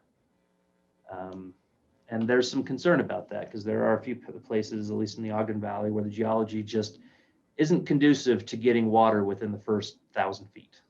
And in some cases, you can keep going and just keep going through rock. So you need to get a private well capacity assessment. So the applicant shall provide the following capacity assessment verification prior to final plat approval. Okay, that written verification from the Utah Division of Water Rights, that authorization to drill has been obtained. So that's not changing from what our current code says, but this is authorization to drill a water system on each lot, or you could do a shared private system or a shared culinary public system. Okay, written verification from Weaver Basin Conservancy District that adequate shares have been secured for each proposed well, or proof of sufficient culinary water rights for each proposed well. Adequate shares or rights shall be demonstrated for all intended uses of the well water, including but not limited to applicable secondary water uses and fire suppression appurtenances. So similar kind of language as what is in the public system, but these are for private wells. Prior to final plat recording, each well shall be dug and pump tested, and a copy of pump test results shall be submitted to the county and the local health department. The pump test results shall demonstrate that adequate flow exists to serve all intended uses of the well. An inadequate pump test shall result in the plat's approval being void unless another lawfully approved culinary water source can be provided. And further down in here, you know what, we need to make that statement right here. Let me make a note for myself, excuse me.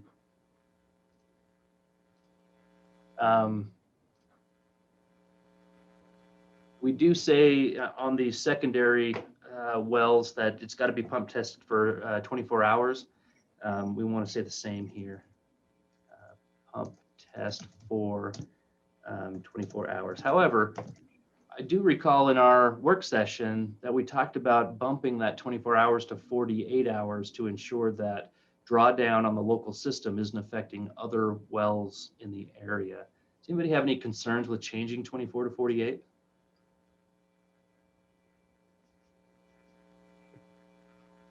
Hey. What's typical? What is typical on a private well? Today, we're only requiring 24, and that's the health department that's doing that. Okay. So part of the challenge with only doing 24, and one of the reasons to bump up to 48 is there was some concern from members of the public that 24 hours just wasn't enough to realize what the potential drawdown would be. And so when it comes to the ability to protest somebody else's, the approval of somebody else's well, a neighbor may not be fully aware of their drawdown within 24 hours. And so if you pump test it for 48 hours, it'll be pretty clear what the rate of drawdown is and then what the rate of recharge for each of their wells will be. At that point, they've got better evidence to submit to the state engineer that the drawdown of this new well is too risky for the existing wells in the area. So in typical use, you're not having your pump constantly running for 48 hours, right? I would hope you don't. Okay. Yeah. Now, you say here, now you don't have to have your well approved to have your subdivision approved. Mm-hmm, that's right. But you want to make it that every well in that subdivision has to be pump tested and approved before you can record a final plat. That's right. And that's actually been a request coming from the county commission. Okay. And here's another comment. In the valley where you require 3-acre lots, Mm-hmm. that's a whole lot different than if you have in the west. I'm not familiar with lot sizes out there, but I'm assuming they're 8,000 square foot lots, 10,000 square foot lots would be a big lot in the West County. I don't know, but certainly in the valley, we're talking 120,000 square foot lots, which is a whole lot different. So 3 acres or larger, and one well per 3 acres is a lot different than one well for a 1/4 acre. It's true. Yeah, in fact, I don't know if you'd be able to get one well on a 1/4 acre. The health department in their approval of wells requires a 100-foot radius. So you've got a 200-foot diameter circle, the wellhead circle that their current requirements say in most situations that has to be completely contained on the lot. Just the 200 by 200 gets you a little bit closer to an acre. Anyway, the point is that back to the economics. If you're trying to provide water to a 3-acre lot, it's different than providing water to a multi-lots per acre situation. That's right. And interconnecting all these wells that are many hundreds of feet apart is also economically a challenge. That's right. So when it comes to drilling a private well, there wouldn't be a requirement to interconnect those. Did I misstate that? Well, the idea that someday all these, everything will be connected, connectable. Right. Sorry. So for the private wells, I don't think we would consider those to be in need of being connected or connectable to a larger public system. I think they would be able to stay as they are in perpetuity or until the landowner decides that it's more feasible to connect to the water line that's already out front. When it comes to interconnectability, we're talking about the systems that serve more than 15 homes. A system with less than 15 connections is considered a private system, not a public system. And so they would be able to kind of do their own thing. Thank you. You bet. Charlie, Have may, a comment? may I make a comment, Chair? Yes, please do. Charlie, you made a statement that I want to just pick up on. You said something along the lines of, if we do a 48-hour pump test, that will show what the drawdown is and whether neighbors are affected. It will definitely give a much better idea of the drawdown, but it may not show whether neighbors are affected in the long term, but it will provide neighbors with enough information to be able to, with the assistance of a hydrogeologist, to project whether in the future they're going to be affected. So the key thing is whether the drawdown stabilizes over that 24 or 48-hour period. And is so that I just don't want people to have the idea that just because it was okay over 48 hours, that it's okay forevermore. I just wanted to make that point. Oh, thank you. Yeah, geology is really complicated. And when things move around underground or even above ground, you get changes across the board. So thank you, Miranda, for keeping that clear. Okay.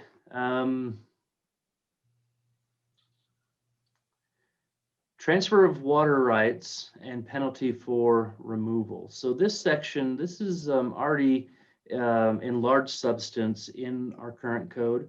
I've rewritten it a little bit so it's clearer on how it's applied. But essentially, if water rights or shares or what have you were granted, approved by whoever has the authority to approve them, and assigned to a subdivision lot, that a developer or even a resulting landowner can't sell that and keep that essentially a developable subdivision lot. Once that water right goes, the property shouldn't be considered developable until another one comes and replaces it. So the big key thing here is we've got landowners who have been affected by developers who have secured water rights for the purposes of approval and then sold them after getting approval. So we just want to make sure it's clear that that is a violation of our land use code. Okay, secondary water. So a lot of what you see in the secondary water provisions here follow the culinary water provisions, except that we want to make it clear that secondary water, I mean, the county does want to make sure everyone has access to irrigation water for obvious reasons. We don't want everything to be weeds and unkept yards. But at the same time, we've got a lot of areas that are in native vegetation or areas that can be xeriscape. One of my primary concerns that I brought up in that work session that we were working with both planning commissions on, as well as the county commission, is when it comes to the native vegetation and the xeriscaping, who monitors that? Who's got oversight to ensure that the xeriscaping stays in and it's not torn out and replaced with a green lush lawn, or that the sagebrush stays there and isn't replaced with a lush green lawn that has to be irrigated? Or if it is replaced, because it can be by right, that it's replaced with more rights or shares and access to water. That's going to be a very challenging thing to provide oversight for the long run. There's going to be a lot of responsibility on the culinary water entity to be verifying that people aren't using more than what they said they would. Fortunately for culinary water entities, hopefully they're all set up in a way where they're all reading the meters and they've got direct counts on who's using too much, and they've got overage penalties. I know that it seems like in Ogden City, if I go over my allotted residential amount, I'm paying triple the dues. I might be exaggerating that, but it feels like it's a lot more. It's a hit in the pocketbook. So that keeps me using the correct amount for irrigation from my culinary system. But when it comes to those culinary wells or even secondary wells that have been drilled for the purpose of irrigating the yards, are people actually paying for the amount of water that they're using? And that's something we're trying to write in here to provide better oversight of, but at the end of the day, we're not going to have perfect oversight. It's just going to be impossible to provide perfect oversight. Okay, so secondary water, the applicant shall provide secondary water source for secondary water infrastructure and secondary water infrastructure to each lot, and shall secure the rights or shares necessary to serve the quantity of secondary water required herein. The secondary water infrastructure connection shall be provided to or on each lot. The infrastructure connection shall be by stubbing into the lot from an existing secondary water service provider system, stubbing into the lot from a newly created secondary water service provider system, or by connecting to a private well on the lot. If approved by the culinary water service provider, secondary water source may be by means of a culinary water service provider, provided, however, that the applicant shall furnish the written approval from the culinary water service provider with verification that the provider possesses adequate rights or shares and capacity to serve the quantity of water required herein. So, I mean, that last sentence is basically go see the water provider section where we talk about feasibility. Required secondary water quantity. Each developable subdivision lot shall be provided with sufficient secondary water source capacity, water flow, and rights or shares to comply with this part. Quantity. Sufficient secondary water shall be provided so Hey, that Charlie. Sorry, this is Greg. I'd like to, did you get Roger Heslop's comments on this section? Recent? Yes, comment? within the last couple of days. In my email, I haven't, but I can. So let me just make a quick comment then here. Please. I think it's important to explicitly state that secondary water is also necessary for all intended purposes of the land. So a lot of the land that we have is designated agricultural parcels. There's no requirement that explicitly states that the water rights for that agricultural use is also required to accompany that agricultural parcel. Right. Does that make sense? That does make sense. That thank you for bringing that up. I forgot we were going to discuss that in detail today. Let's chat a little bit about that. We've got a cluster subdivision code that requires a certain amount of open space, and in Western Weber, it's required to be agricultural open space. In Ogden Valley, it could be either agricultural open space or conservation open space of some sort. And then we've also got areas out west where people just have stopped farming. And so they're no longer irrigating the land, and that just creates kind of a dust bowl in the area. The challenge, as I recall, what Mr. Heslop brought up in our Western Weaver Planning Commission meeting a few weeks ago, as Greg mentioned, is that without the water running with that land and on the land, it's just creating problems for the community. One of the issues I see with requiring the water to run with the land, however, is if the water isn't put to beneficial use, it's subject to forfeiture.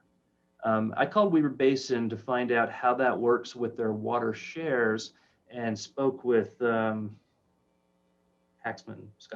Paxman about this. And he said that even when it comes to Weaver Basin's water, if someone isn't putting it to beneficial use, meaning routinely using the amount that they are paying for or are allotted under state code, they could be subject to forfeiting the amount that they're allotted. Now, he did mention that forfeiture, it's quite extreme up in this area, but if water does start to get really scarce, as we see down in the Washington County area, forfeiture of a water right. So keep in mind, a right and a share is different. A right is something that you would have had to have possessed, I think, before 1980 something, when Weber Basin was created. After that, Weber Basin essentially assumed all of the allocation of any unallocated rights in the Weber and Ogden River basins. If you had a right, it ran with the property, it was recorded to the property. It's one of the bundles of property rights. Well, it's the bundle of sticks of property rights. It's one of those sticks. And you could buy and sell water rights, transfer them to your property or from your property at will. But you've got a period of time to, what's the word? Put the water to beneficial use before it's potentially subject to forfeiture.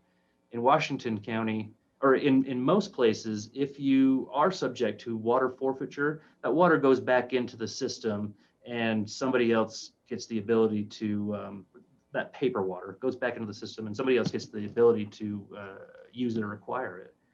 In Washington County, once once a water right is forfeit, it's not going back into the system because they know that they're over allocated down there. So the challenge is how to make sure somebody keeps water on their lawn so it's not creating a problem to the community, or excuse me, keeps water on their field so it's not creating a problem to the community in terms of dust. You know, I'm not sure how we can ensure that they're turning the water. So Charlie, maybe my concern is a little different, I think. My concern is that we have required that the cluster code provide a certain amount of open space for agricultural use, and yet we don't require the water accompany that agricultural parcel. Right. So really, essentially what we've also required as part of that code is that we reserve the prime agricultural land for use for agriculture, but then we don't provide water. And so then we're assuming, I mean, actually we're incentivizing that they take all the water from the prime agricultural land and use it to water the residential lots.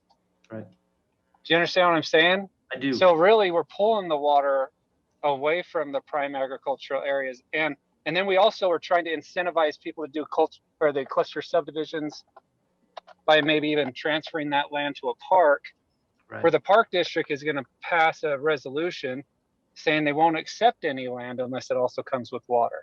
I think that's a great. So we've essentially eliminated the opportunity for anybody to donate any land unless it comes with water. With the water. Right. I agree. I don't know how to solve the issue of potential forfeiture. Somebody who picks up that open space land who chooses to own it, if they're not using the water, I mean, they're risking that. Now, when we did write that cluster subdivision code and we wrote that they need to reserve their prime agricultural land, one thing that we were anticipating was that they're not required to do agriculture. They're just required to create the opportunity for agriculture to exist in the future. It would be a lot easier for a farmer to start doing agriculture if the property that he's acquiring comes with access to water already. I agree. However, the farmer who decides to start producing on that property, if they decide even to do crop production, can still go to Weber Basin and secure shares. And so maybe what we need to do is ensure that some kind of water infrastructure is stubbed to the property from a local secondary entity, whether or not it's turned on or whether or not they've paid for their utility fee, is a subject for the farmer who takes over the property in the future and farms it. But do you think that would work? Charlie, well, I'll tell you my honest concern with it is that it's not applicable or easy to transfer the water rights based on where the farmer is. I mean, he's still got to use the same water lines of whatever secondary system is near. Right. So Commissioner Bell, is your primary concern that they've moved the water out of an existing ditch system, or that they won't have access to a secondary system to irrigate in the future.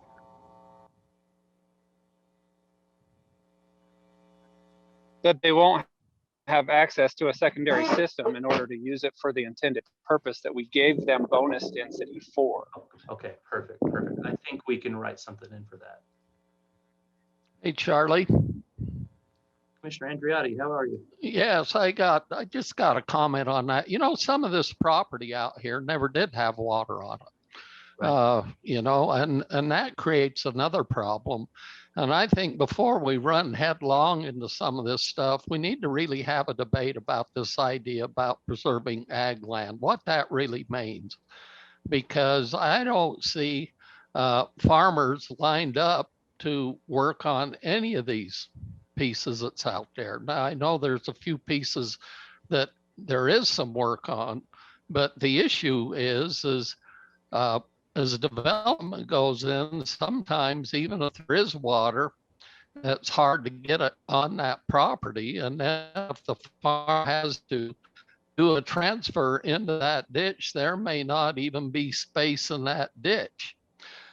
So to me, I'm thinking this agriculture tag thing, we need to have a real honest debate what that means, because over in some of our areas where there's sewer, we're making open space over there, and clearly the best use of that land is 3rd-acre lots for all of it. Right. And I think that that's a decision we need to talk about in the future, because maybe in the general plan, because I just don't see a lot of these places, even if you wanted to quote it as being prime land, that somebody would do it because of access. Equipment's getting bigger. People aren't going to want to drag their equipment through a subdivision if they have to. I think we just need to talk about that part at a different time. I appreciate that. And I do agree with what we're saying about, ag land usually needs to be green, but that's not always the case out west here, because it gets watered when there's no place else for the farmer to water. Right. And so I just want to leave it at that, have that discussion about not only open space, but the purpose and the uses, if we even want to continue down that road, because I don't see it working at all in the future. Great. Thank you, Commissioner Andriotti. That is certainly a tough subject and a tough paradigm to embrace, especially when it comes to community identity. Something that definitely will need to be shaken out when we're working on the general plan out west. I share a lot of the same concerns, especially when it comes to the properties that have never seen water, the properties that will likely never sustain growable vegetation. However, I will let you know, we do have a number of these open space parcels that are being eyeballed by different agricultural producers.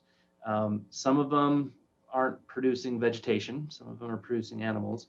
Others of them are just great hobby farms for people who have horses, if you want to consider a horse an agricultural animal.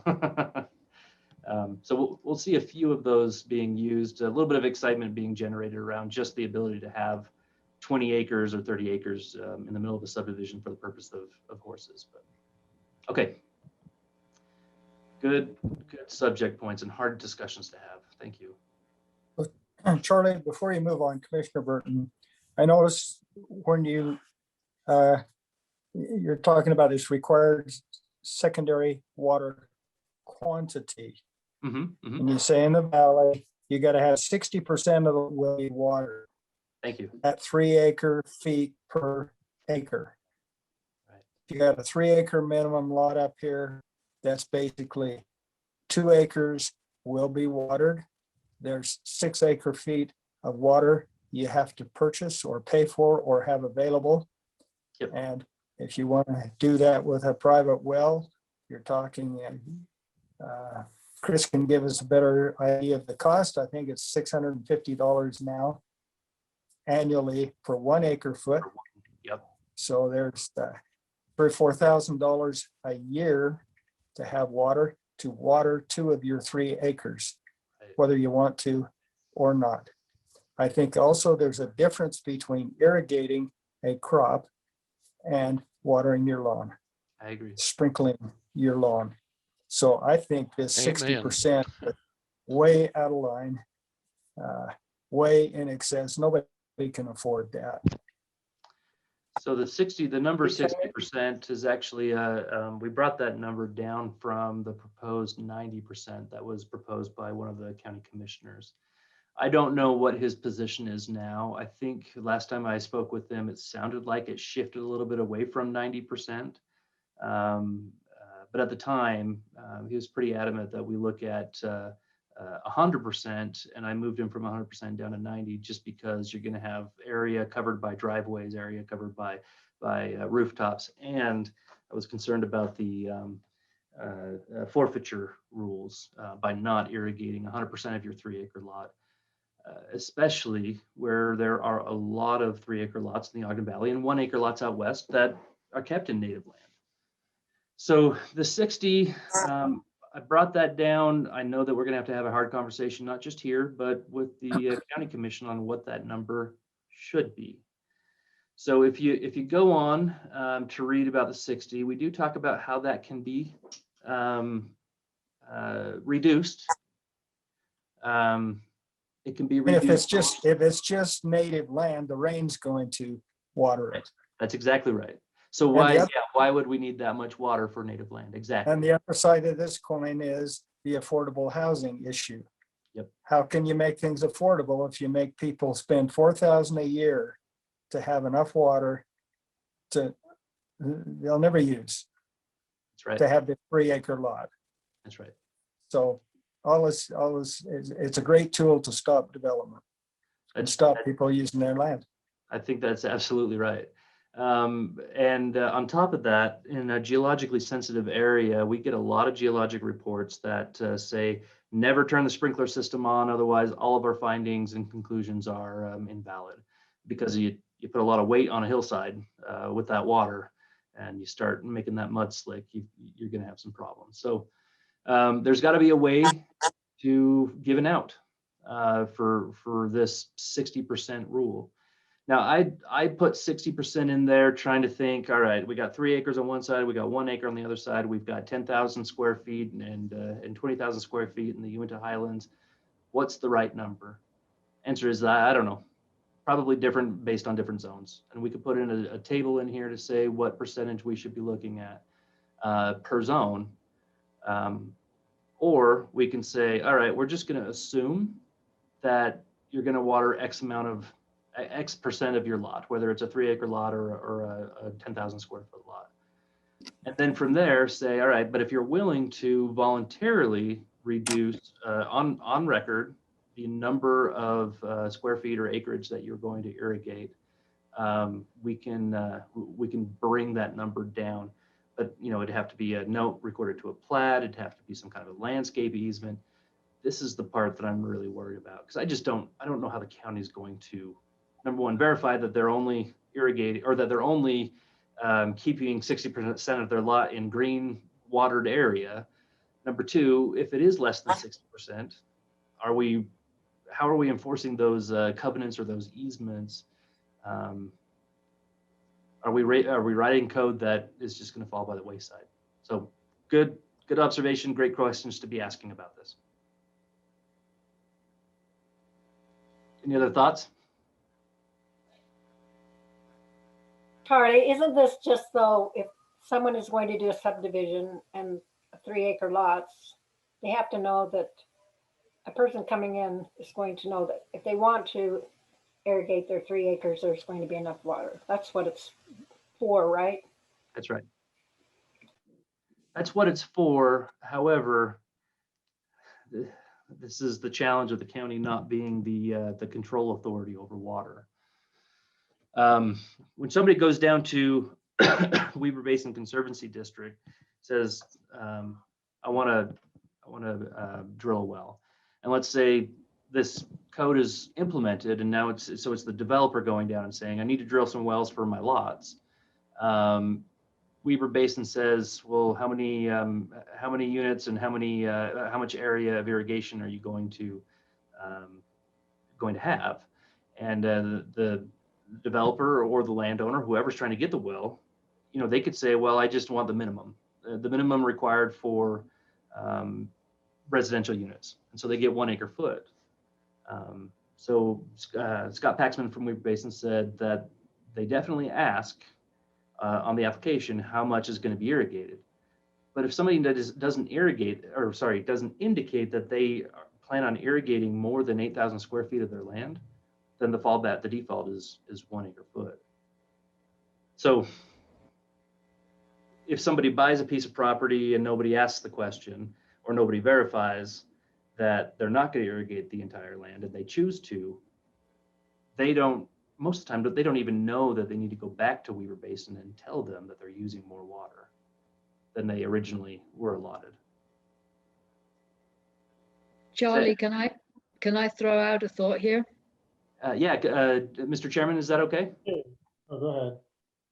I think you need to consider the opposite condition, which is you drive up the old Snow Basin Road and you have houses that have almost no irrigated area, maybe 5,000 square feet immediately around the neighborhood, around the building, which is very similar to what's happening in Promontory, which are, $9 million, $10 million houses. And beyond that, it's native irrigation, which you don't want to irrigate, because if you do, all you're doing is increasing the wildfire risk, because you're going to drive thicker vegetation. So whatever you put into this section has to accommodate 30-acre lots, of which the house is in the middle of it, and they only have 5,000 square feet of irrigated land immediately around the house. And the rest of it is in native vegetation. And if you deed restrict that, then you're going to be in good shape. Yeah, and that's the intention behind it. Thank you, Miranda. That's the intention behind this highlighted language here. And I may need to, looking at the structure of how this is written, that's kind of looks like it's buried in there. Basically, just to read it so everyone's on the same page, if a restricted landscape easement is drawn on the final recorded plat that illustrates an area on a lot that must be xeriscaped or maintained with vegetation native to the immediate area, then the 60% requirement may be reduced to include only the area of the lot not encumbered by the landscape restriction. What this means is you draw an area that says only native vegetation or only xeriscape or only X, Y, or Z in these areas. What we would need to do from the county side is essentially say, okay, how much square feet is that? Okay, how much square feet are you actually going to be irrigating? And then on a lot by lot basis, put a plat restriction and a deed covenant that'll run with the land that says this lot cannot irrigate any more than 8,000 square feet, and the polygon of that area that they can irrigate is shown on the plat. Or conversely, the polygon of the area they cannot irrigate is shown on the subdivision plat. I mean, it'll be deed restricted. It's our best effort to make sure a prospective land buyer knows that they're going to be restricted on what they can irrigate and on how much they can irrigate. And it'll give the county enforcement officer the ability to go to the adopted subdivision plat and see what their landscape plan was and verify through aerial photography or by a site visit whether or not they're violating that. It might be a case-by-case thing. The only thing I would add to try to encourage people to do big lots with small irrigation areas is, you don't know on that 20 acres necessarily where the house is going to go. So I wouldn't necessarily draw a circle. I would just, some kind of deed restriction that matches your acreage or whatever. So the challenge there is that we've got some limitations under state law regarding governing residential landscape. I'll dive into that to make sure that we're going to be okay with that. I 100% agree with your concern, Mr. Chairman. Once you draw it on the plat, if somebody wants to put their house somewhere else, or they want to put their landscaping in a different configuration, they're going to kind of have to come in and change the plat. And so, yeah, and there's the rub right there. How to make this easy and efficient for the overseers, the oversight, to actually administer, that's where the challenge comes in. I think this is a great way to try and temper the effect of water restrictions. But at the same time, it's not going to be useful if we can't administer it, or if we're constantly running one lot plat revisions just for the sake of different landscaping. So I'm open to solutions. What I've seen on the larger projects is a development agreement between the developer and the water companies, stating what they can and can't do. So they're doing their job trying to manage it, but on a smaller scale without, HOAs or without water districts, then you don't have that, I guess. Yeah, there's the rub. So this section that you're seeing right here, this,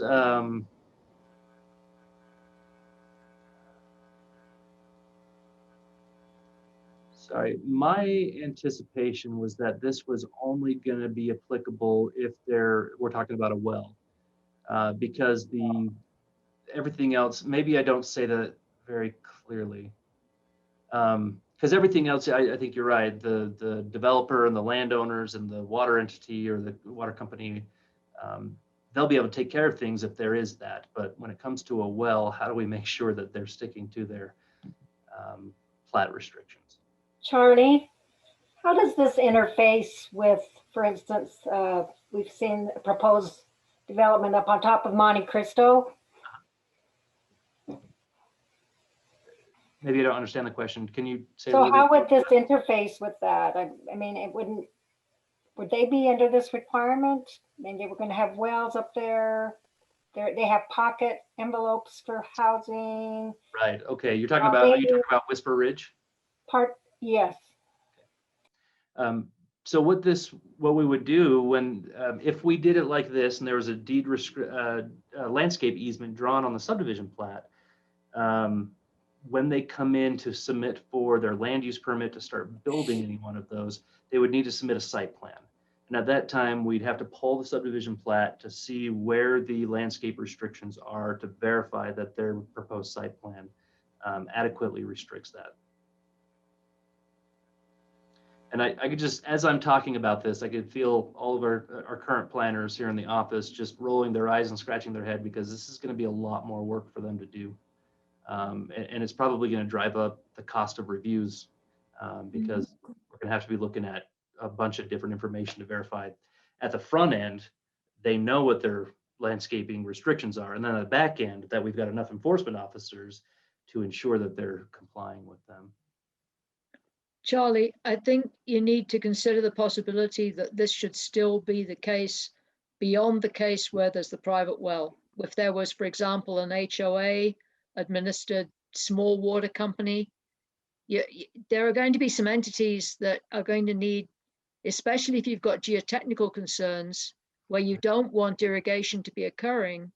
Right. You want to have a way to make sure that the standards that were in place when you approved the plat are adhered to over the development of the subdivision, even if it's 10-acre lots or 15-acre lots. You need to let the market do its job, just as Commissioner Burton says, so people are buying and know what they're buying and know what they are going to be dealing with, and don't find it's getting a bait and switch situation. And that way the market can take care of this. Hang on, let me make a couple of notes on that. So deed covenant said plat restriction that has individual lot landscape restrictions. I think we can find a way to do this. Boy, we're gonna have to get 4 more planners to make sure we get this done, but okay, let's see. Individual lot has my heart goes out to you. well, my heart goes out to you guys, because it'll all come out in the wash for us. It's job security and job creation, in my opinion. So Charlie, aren't we just dancing around the real issue here? You shouldn't be using more water than you have a right to use. That's exactly what it is. If the state requires wells to be metered, then there ought to be a process by which that metering is somehow submitted or read or something. If you use more than you have acquired, you got to acquire more, or you got to pay more like you do in Ogden. Yep. That's the market controlling this thing. Yep. Otherwise, you're creating a huge monster of how do we enforce this thing? But the economics of, whoa, my water bill is so high, we got to turn off the water somewhere here. That tends to be what's used across the West that I read about, where there's these watering problems. The other issue that I see is when you say irrigated, that is a broad term. Are you drip irrigating a few bushes, or are you flood irrigating a lawn? They vastly different quantities of water. If one is using more water than he has a right to, he's got to acquire more, or he's got to put in some efficient watering system like drip irrigation so he stays within his allotment. If you try and paint this with a broad brush, it's going to create all kinds of problems that I can see. Let's go back to the basics. Agree. You buy what you need, what you want, and you get it metered. And if you use too much, you pay more and you get more, or you quit using it. I appreciate the simplicity of that statement, Commissioner Burton, and it's right on par with where it needs to be. And the state system is set up that way. That's why everything is required to be metered. However, if you recall what I mentioned earlier in the discussion, the state is allowing people to self-certify the amount of water that they're using, to self-report. And I don't want to name names over at Weaver Basin, but some of the folks I've spoke with over there have mentioned that there's a high suspicion that people are not self-reporting and that there are no penalties for not self-reporting. And the reason for that is that the state is underfunded in this respect as well. Okay. And it sounds like the planning department's underfunded unless they hire another 100 planners or enforcement people to go figure this all out. Right. So I suggest simplicity is better for all kinds of reasons. And these huge ordinances and deed restrictions and plat, my goodness, we're going to have 10-page plats with all these things drawn on them. But boil it back to the simple. You can't use more than you have purchased. Right. Which is, and yeah. if the state needs to change the self-certifying to some kind of reading, okay, maybe that's going to be a whole lot simpler than this beautiful work that you've created here. I agree with you. In fact, it'd be simpler and cheaper at the end if the state did this for the jurisdictions that need it. I agree, 100%. So what I can do is I can work with our county commissioners and with our local representatives on the possibility. I mean, we've missed this legislative session, but on the well, actually, I don't even think we need legislative anything from the legislature. The state's already set up this way. It's just a matter of making sure it gets funded correctly. And so I can see if we can kind of run that up the flagpole and see if the state can step up to the plate. So far, they have not done so. Any other thoughts on that? Okay. John, how wells have never been metered. I just throw out the thought, Charlie, that I agree with Commissioner Howell that in the past, wells have never been metered. Right. However, now you can buy relatively easily radio reporting meters. I agree. In which case, the self-reporting piece can go away, and the information from the well can be downloaded remotely by whatever authority might be applicable. Right. That's actually how Ogden City does it. You got a truck that just drives down the road. It automatically picks up the signal from my water meter, automatically logs what it is, and it works. I'm gonna put a note on here. I thought about the possibility of the county requiring specific types of meters. When I went down that vein of thought, I went down the same vein of thought that Commissioner Burton just brought up. It really feels like the county is trying to do something that the state's supposed to be doing.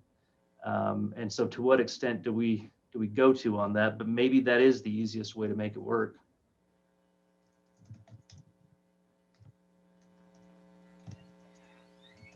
Can we just build a gate and not let any more people in Weber County?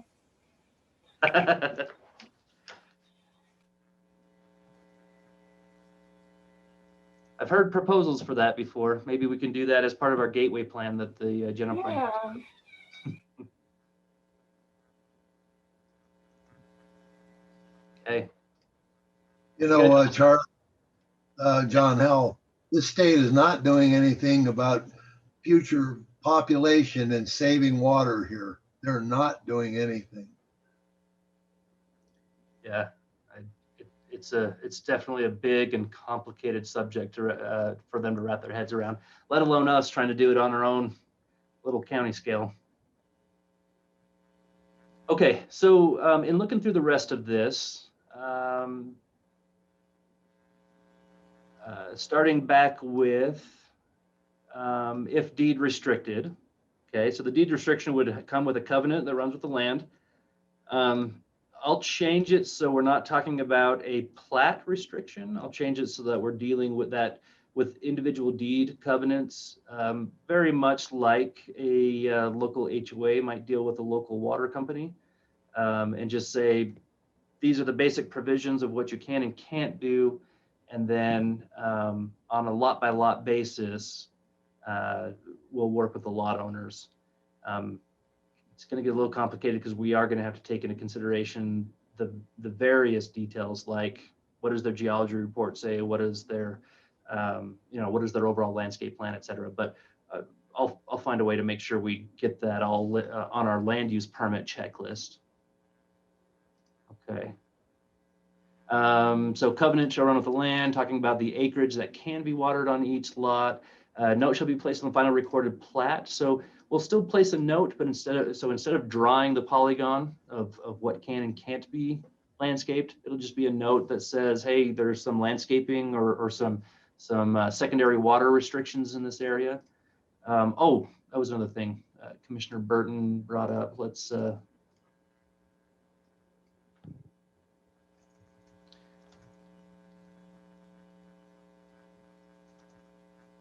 irrigation, water, and secondary. So there is a definition defining the difference between irrigation water and secondary water. I've got to go find what it is specifically.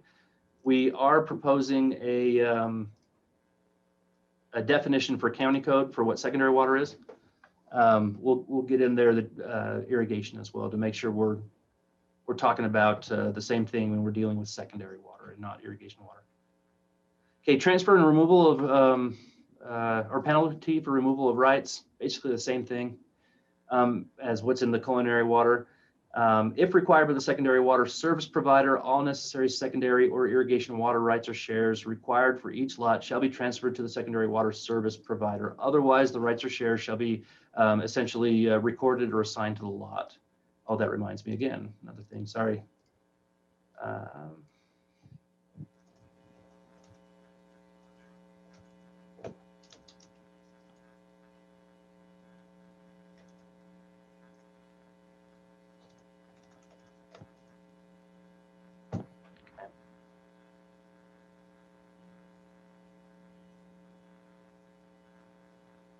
I changed the word, this word recorded used to say assigned. I changed it to recorded because it seemed to give a little bit more decisive language than assigned, but as I recall, it was previously assigned because I still wasn't quite sure what Weaver Basin, how they view the rights or the shares that they're working with.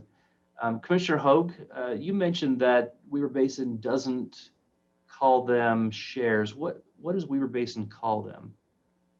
It's identified as a water allotment or an allocation. Now and we do, or historically Weaver Basin does reallocate water as properties are subdivided, or perhaps some segments removed from historically irrigated ground. So there is a reallocation process that Weaver Basin does do as new descriptions of property are identified.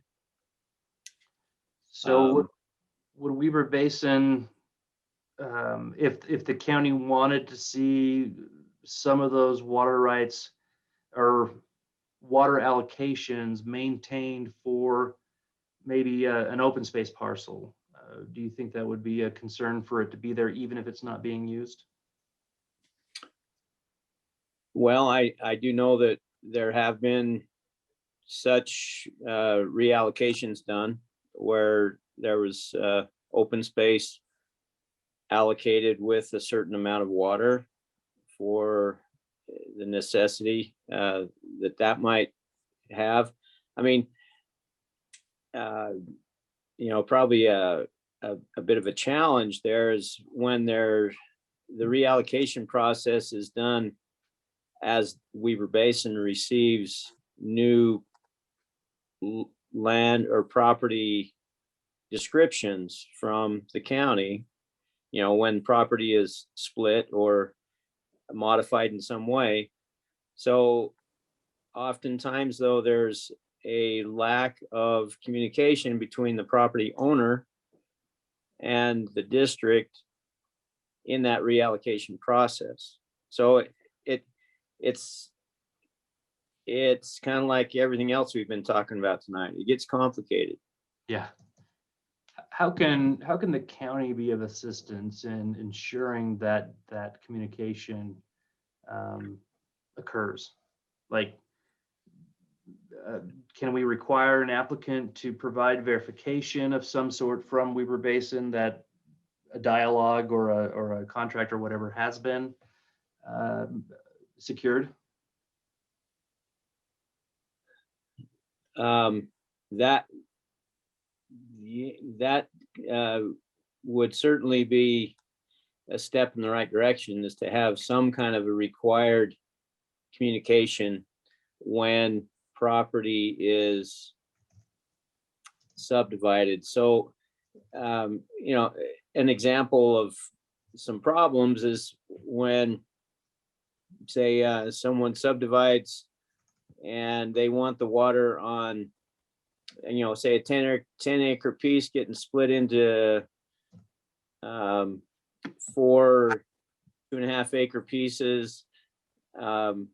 And maybe they've only got an allocation that would say be 2 acre feet per acre. Then it gets complicated as to where that water needs to get split.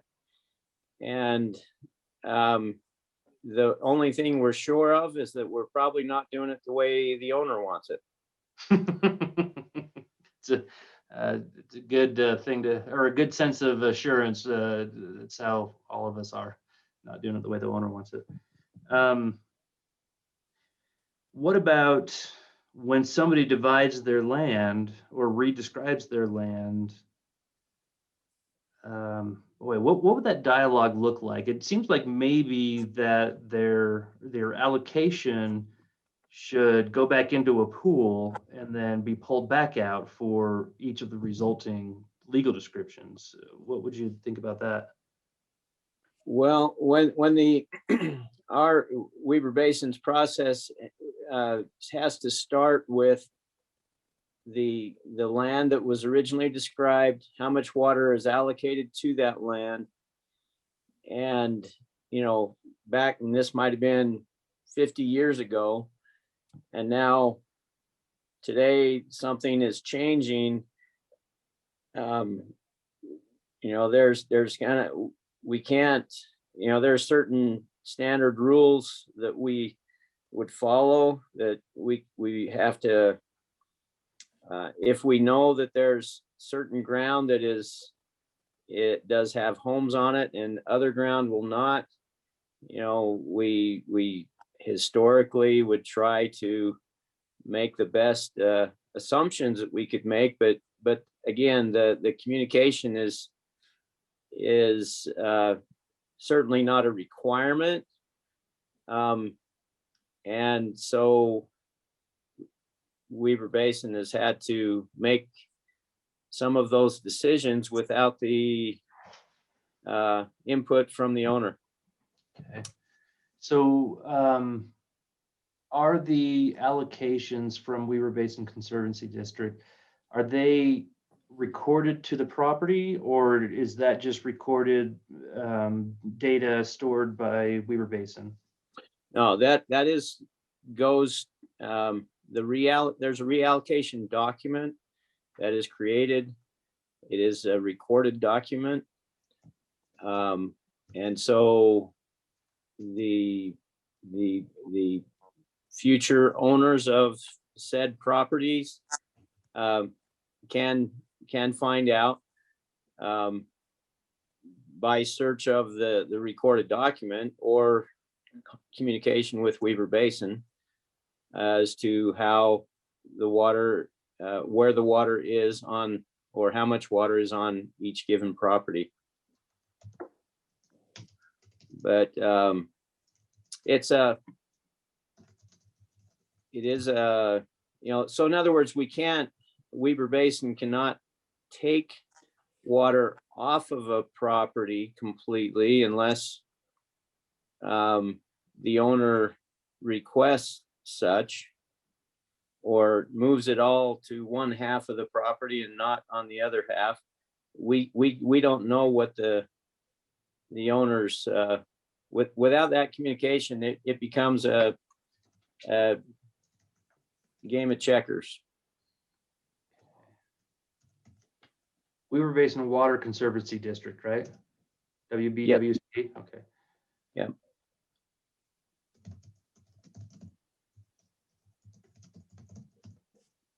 Okay. Good. I like that. In fact, maybe that's what we could do.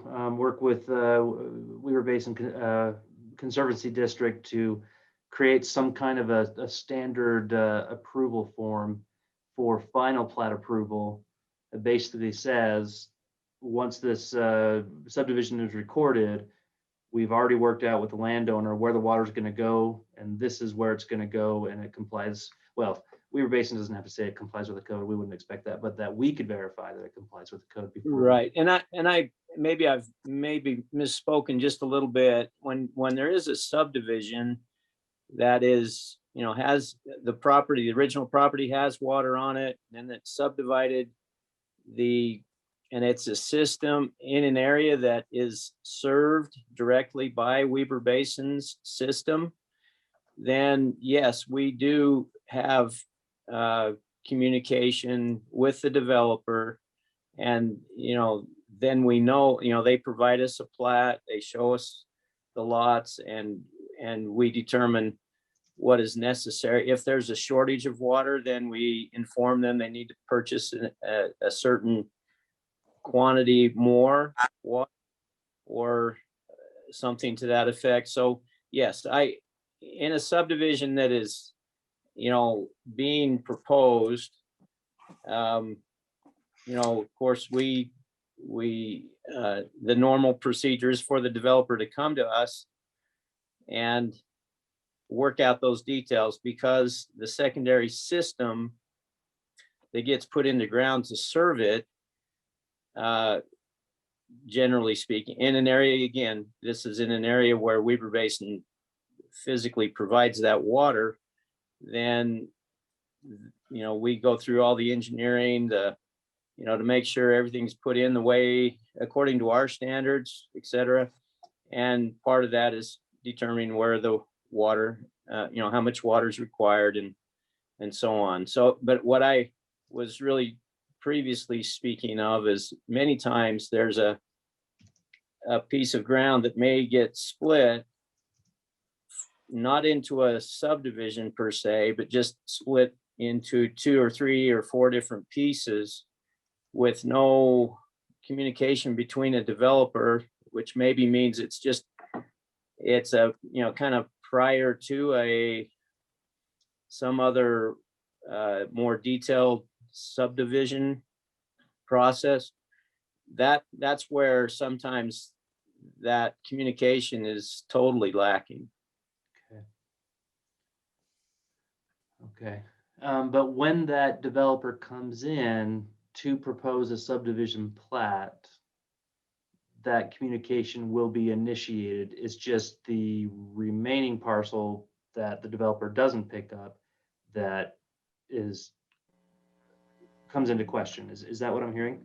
Right. It can get kind of confusing very quickly if there's just, sometimes the developer is a different person than the remaining property owner. Right. And we don't know who to believe, or, if we only talk to one of them, then we'll get their opinion. Right. But that may not necessarily be what the original owner's intent was. Right. That's where it gets a little challenging. Okay. Hey, Charlie, Commissioner Edwards, I got a question on that whole scenario. Out west here, where you've got Wilson irrigation, Hooper irrigation, Warren irrigation, Weber Basin doesn't have any, in some of those areas doesn't have any surface water. What's the scenario with that? I mean, that's a whole nother entity that you've got to look at, or other entities. Correct. Yep.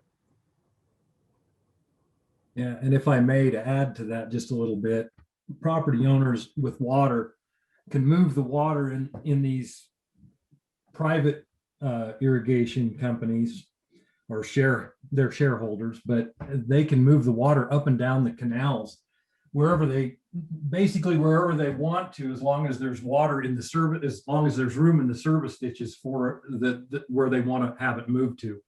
So this is a large subject. It goes above and beyond Weber Basin's requirements, or one way, as Commissioner Edwards mentioned, each of the canal companies in Western Weber may have a different way of doing things. I know there's a certain requirement of how much water would have to go with each lot, so much of a share of the water or a whole share per lot, depending on how big the lots are.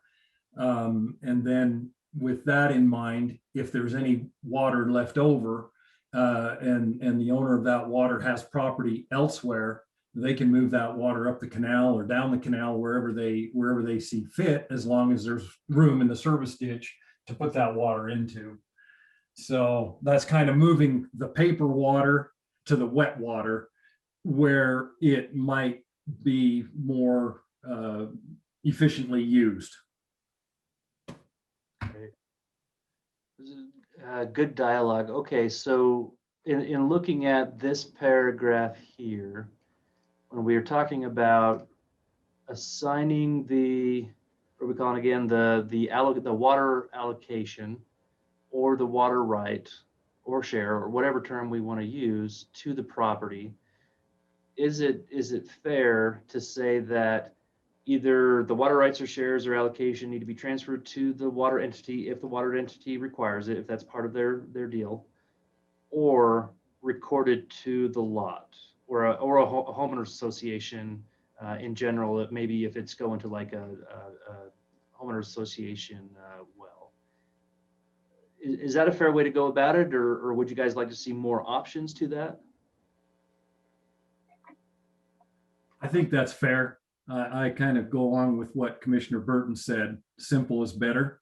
Let the economics drive it where they may. Perfect. Okay. Okay, good. We'll leave it at that. I'm gonna go through, unless somebody has any concerns about it, I'm gonna go through and probably change the word shares to water allocation. Anybody have any issues with changing that terminology? Yes, Charlie, because up in the valley, the irrigation companies, they're not allotments, they're shares. Is that the ditch companies or is that irrigation? How does that work up in the valley? All of the many of the irrigation companies up here are cooperatives, and Okay. what they have is shares in Okay. a privately owned, run cooperative. Okay, perfect. So I'll use all three words. Right That's kind shares. of- Yeah, you might want to put all three. Okay, perfect. Good. All right. Existing, currently operating secondary water service provider. This is where we kind of get into some of the infrastructure. This is a 300-foot rule. So I'll work on this. Again, we already read this part. I'll work on this to reduce that number to a more acceptable number. And then we'll keep this language in right here. Let's see, where is it? System conformance. We'll keep this language in here, changing that number to 300, from 300 down to, I think we said 75 a year and a half ago. I'll go back to my notes. And then putting system conformance back into culinary, like we mentioned before. Multiple local systems. This is something that I'm a little concerned about, and maybe I don't need to be concerned about this. It's a redundancy of service provisions. As in the case of Snyderville Basin, I mean, the management, the inefficiency of all the multiple systems that were out there, and maybe this is where I look to the private market side, as Commissioner Burton mentioned. You let that go. What you had in Snyderville Basin is you had a developer who was being told no by one water company, and then jumping 2 water companies over and being told yes, but you gotta install the line. So the developer goes and tears up all the roads, going a few miles to the other water company to tie in, when there were 2 other water companies that could have but chose not to for their own purposes, connecting together. My thought here is, if all of the systems that are going, the public systems, again, public systems, not the private systems, 15 connections or less, if all the public systems that were going in were built to a standard that's generally acceptable by whoever the water provider, secondary water provider is in that area, as shown by their expansion map, that they could be the one to pick it up. But if you got multiples that are claiming the same area, my suggestion is you just let the county engineer, who is an independent third party at that point, say which one is the most efficient one to tie into. Does that make sense? Any concerns with that?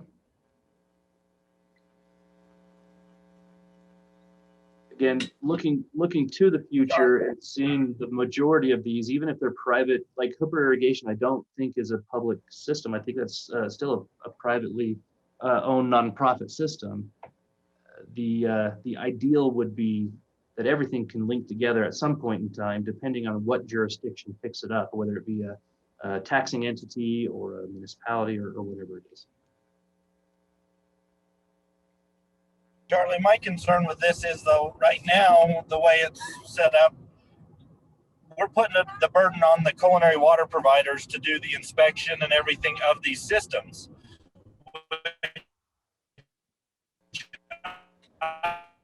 Bren, you're breaking up a little bit. I don't agree with.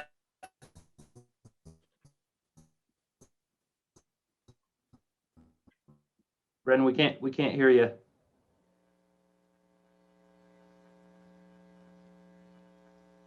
I don't think that should be the culinary water service providers. Can you hear me? I just have I heard that last part. County. You there?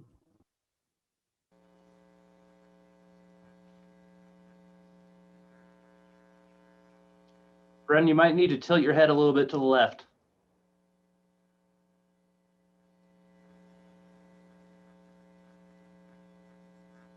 Okay. Bren, if you come back online. It's all right, it's all right. Oh, there you are. I can hear you now. Do you want to try again? Sorry, I'm having some internet issues. You're good. You got me now? Yep, I can hear you now. So my concern with the county engineer reviewing that, but you're putting the responsibility of the inspection and making sure that the water system is workable and that on the local water districts. I mean, we've got to figure out something through that. or put all the responsibility on the inspection on the county and take the water districts out of it. Yeah, so it's kind of shared by both a little bit. So when it comes to the multiple systems, that would be the county engineer. When it comes to secondary water improvements, I got I got all three. I've got the secondary water entity, definitely, I think we'll all agree, holds the biggest burden of making sure their system works. I've got the culinary water entity on there because they're the ones whose system can fail if the secondary water system does not work. Or at least if they don't fail, they're the most impacted, so they got the most skin in the game.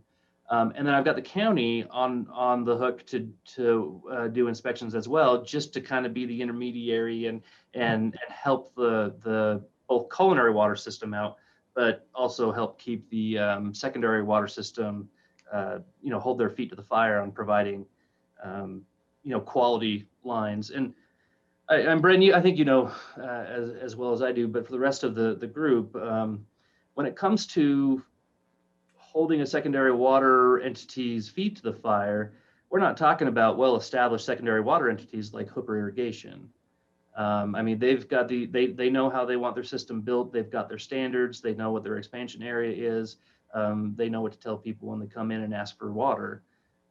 This is the ma and pa secondary water system that's far removed from a system like Hooper Irrigation. Who makes sure those work?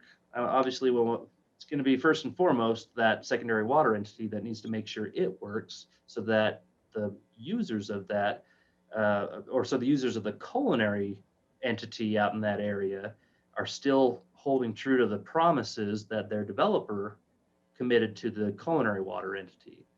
But if that secondary entity fails to do so, and they're smaller entities, so the likelihood of them not functioning in the future is a lot higher. If they fail to do so, it comes down to being the burden of the culinary water entity at the end run. So it seems to me that culinary water entity would want to have more involvement in ensuring the secondary system works. Do you see it differently, Bren? Oh, did I lose you again, Bren?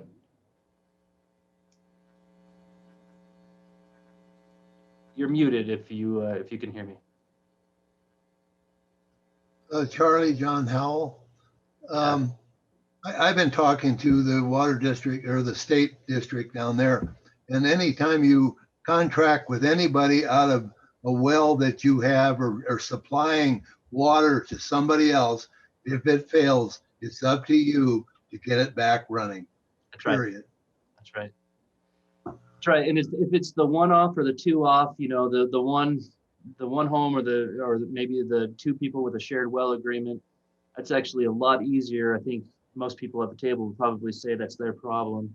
At some point when you got multiple voices, especially influential voices at the table saying our water system's failed, or you've got a public health crisis because you have underserved populations with water services failing, that's where things get political. So as far as liability goes, I'm 100% in agreement with you, Commissioner Howell. The users who need access or who get access to that life-sustaining service should be responsible for ensuring it works properly. Unfortunately, things get political fast. Charlie, can I? Sorry, Charlie, I lost you again for a second, but yes, I agree with most of your point. My only concern is most of these culinary water providers are in the business of providing culinary water, not secondary. We don't get no revenue from secondary water. Right. Yeah, we can raise their rates, and the concern is you get a developer that comes in, puts in a half-ass system, and then he's gone, and then an HOA can't maintain it. Right, and that's the absolute concern right there. I'm curious whether or not a culinary water entity in that case would be willing to adopt in its own policies and procedures the minimum approvable secondary infrastructure required in order to get access to their culinary water. And I thought I saw Ryan Rogers trying to make a comment. Mr. Chairman, would you mind if Mr. Rogers opined. Oh, that's fine. Ryan, were you trying to say something? Oh, yeah. Bryn's our chairman, so I was trying to, You're really quiet. I don't think we can hear you. can you hear me now? Maybe if you shout. Okay. Bryn is our chairman at Taylor West Weaver, so I was trying to, we've been in communication, so I was trying to bring across the points that he was trying to make. But I think what our biggest concern is so if a developer puts into escrow money for a system that fails, is the county wanting us to take that money from escrow and make it work? Because we're not in that business. Right. Who's gonna take that money? Do we need to develop another special service district in the Western Weber County area to run these private secondary water systems? Or there's got to be some different way than putting the burden on us as a water district, culinary water district, because we have enough going on that we don't want to be taking care of secondary water systems. Yeah, I agree. I'd be outside of your scope and your mission. A secondary water district instead of just secondary water companies, I think would be valuable. I mean, you'd have to get the folks at Western Weber to agree to be taxed that way and create that district. I'd be curious whether or not Taylor West Weber Water would want to expand its mission, since it's already got an organization set up. But that obviously is more work for you guys. Like expand it to be both secondary and culinary. And I know you don't cover all of Western Weber either, so that's. Yeah, we've talked about that, and we don't want to be in that boat. Yeah. Even with Weber Basin wanted to come out that way, but something has got, the growth is coming our way, and so something has to be done, or we're going to have a disaster. Yeah. If we don't take care of it. And I think the best thing would be to have so we're not involved in the upper valley in this discussion, is maybe just have a meeting with you and Bryn and Andrew and Rick and try to put something together and brainstorm together in a smaller group. I think it's a great idea. Yeah, and we can get some of the other water providers out there at the table as well, because it is going to be a problem. And the answer to your question, if they escrow for all that, right now they are escrowing with the county, but even if they were to escrow with the water entity for the culinary water entity for the secondary water infrastructure, and that secondary fails, who does what? Well, the county's going to look at that money and go, gosh, can the system in theory actually function if we use the escrow money to go rebuild the system? And if it can, we'll just do that because it's not costing anybody any money. We'll just take the administrative costs out of the escrow. But if it's a matter of just a fundamental failure of the design of the system, the county's probably going to say, sorry, landowners, go make the culinary water entity happy before we get you a building permit. And then everybody out there who's already received a building permit, they're going to be stuck with either not getting a certificate of occupancy, or sometimes things go political and we have to start giving the certificates of occupancy. At that point, who's going to make sure that they don't actually use their culinary water on their lawn? And that's where things get really challenging. Having the meters and just huge costs for going over a certain amount, I think we'll do exactly like Commissioner Burton mentioned. It'll hit them in the pocketbook and make sure they're not draining your tanks. But in speaking with some of the other culinary water providers, it's not uncommon. For example, there's a water provider that is up in North Ogden area who is not afraid to pay $5,000 a month to irrigate his lawn, and he doesn't even live at the house. And so if you've only got a certain amount in your tank, that right there is still a problem. I don't know. I wish I had all the solutions, but yeah, let's schedule a meeting. I'll write that down and get a meeting going. Yeah, we'd want to involve Randy Giordano, West Warren Water District, and Blake Carlin at Monte Vista Water. Monte Vista.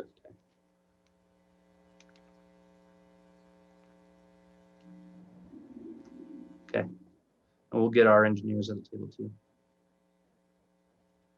Okay. Moving into the way this is written, and obviously this is subject to change pending our discussion with the culinary water entities out west, but secondary water improvements required. I'm just going to go through this word for word because I think all of it's pretty important.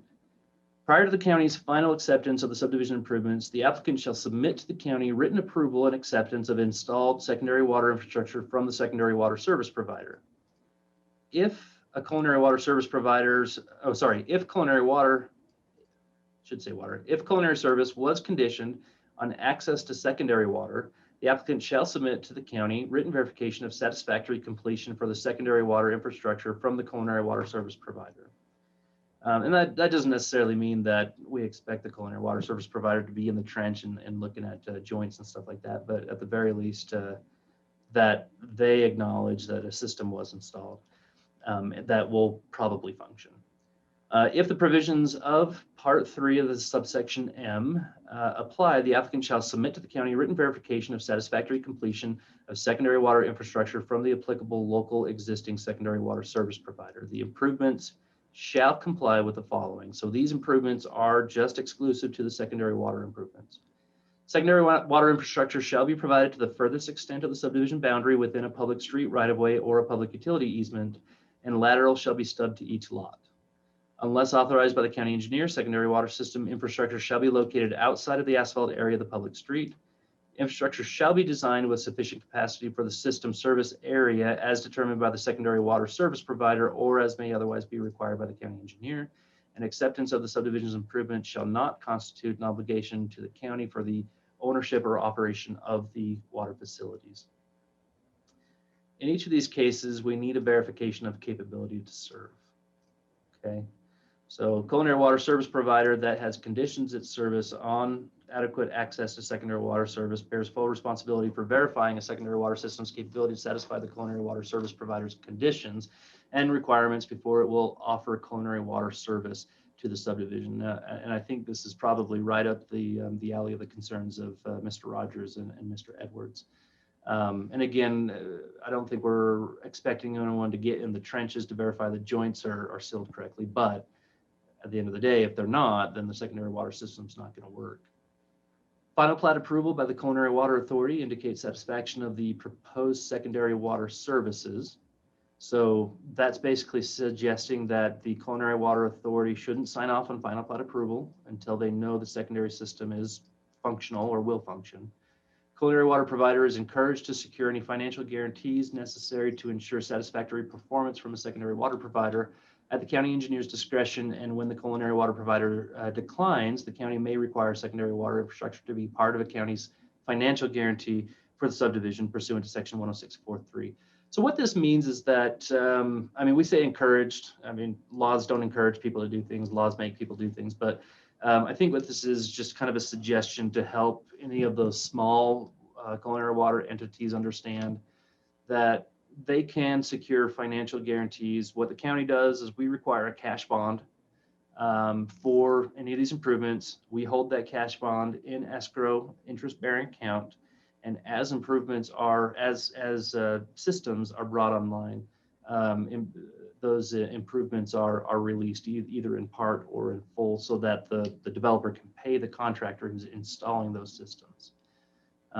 This would, because the county isn't in the business of operating any water lines, this would encourage the water company to do the bonding instead of the county doing that. But if the water company declines, the county can choose to bond for those. And currently we do bond for all of them because I'm not aware of any water companies that have chosen to start requiring a bond on their own. As a basis to establish capability to serve. Now, this is language that came substantially at the suggestion of Hooper Irrigation. As a basis to establish capability to serve, a culinary water service provider that has conditions its service on adequate access to secondary water service is responsible for determining the adequacy of a secondary water system source, storage, pumping, distribution, rights, or shares, and administration. And sorry, let me caveat that. Hooper didn't say the culinary water service provider should have any authority here. In fact, Hooper kind of pushes against the idea as well. But again, this isn't intended. If for example, Taylor West Weber and Hooper are already working well together, this isn't intended for the culinary water provider to have any authority over the secondary water provider, but just to ensure that there's adequacy if their culinary service was dependent on the secondary system working. Again, a good secondary system, none of this is going to be needed because they're already doing it. If that culinary water service provider fails to do so, the county may do so at the discretion of the county engineer. So different requirements for the secondary system. Source considerations may include diversion structures, source flow measurement. So this all is coming from essentially Weber Basin. This is language or not Weber Basin, Hooper Irrigation, suggested by them. Source considerations may include diversion structures, source flow measurement, screening of water, and adequate shares or rights deeded to the system provider or the county. Storage consideration may include adequate volume for daily demands, which may be a week of storage depending on water turns. Chemical treatment capability for algae and mussels, accounting for evaporation, basin capable to accommodate groundwater, table fluctuations, barrier to minimize infiltration or exfiltration, fencing for security and maintenance of water quality, including separation from stormwater. 3, pumping consideration may include adequate water pump capacity and variability for minimum flows to peak instantaneous flows of the future system, above ground shelter, wet well, and ventilation. Distribution considerations may include consistent pipe materials, locating wires, sizing adequate for future peak day flows, service laterals, including meters, draining and filling appurtenances, valves, and installation of pipes only within public rights of way for accessibility. Water right or share considerations may include proof of water rights or shares, written verification for Weber Basin Conservancy District. I forgot the water in there. I got a water conservancy district.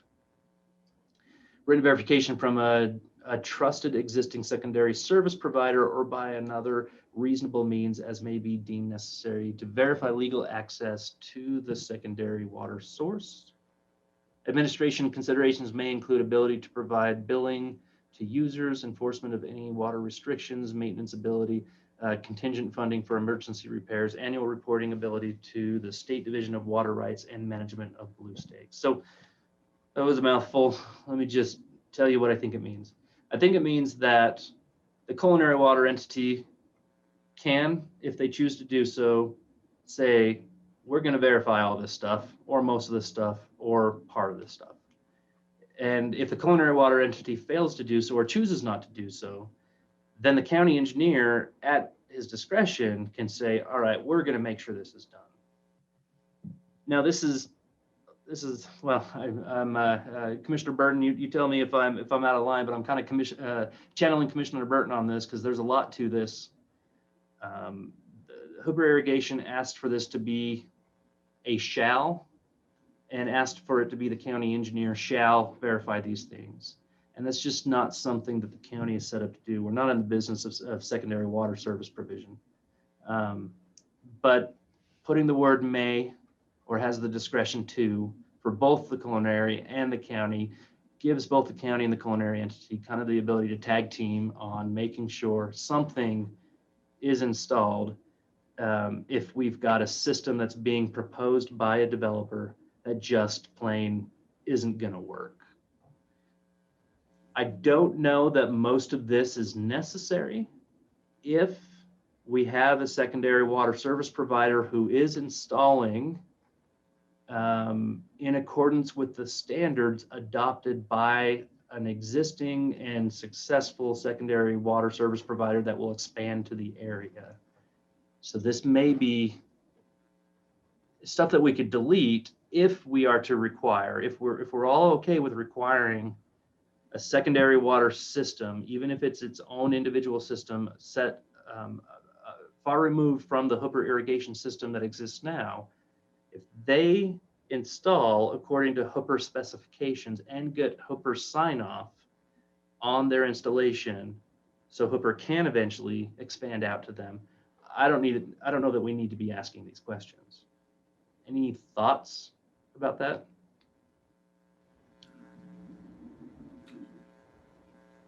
My biggest concern, Charlie, is that it gets done.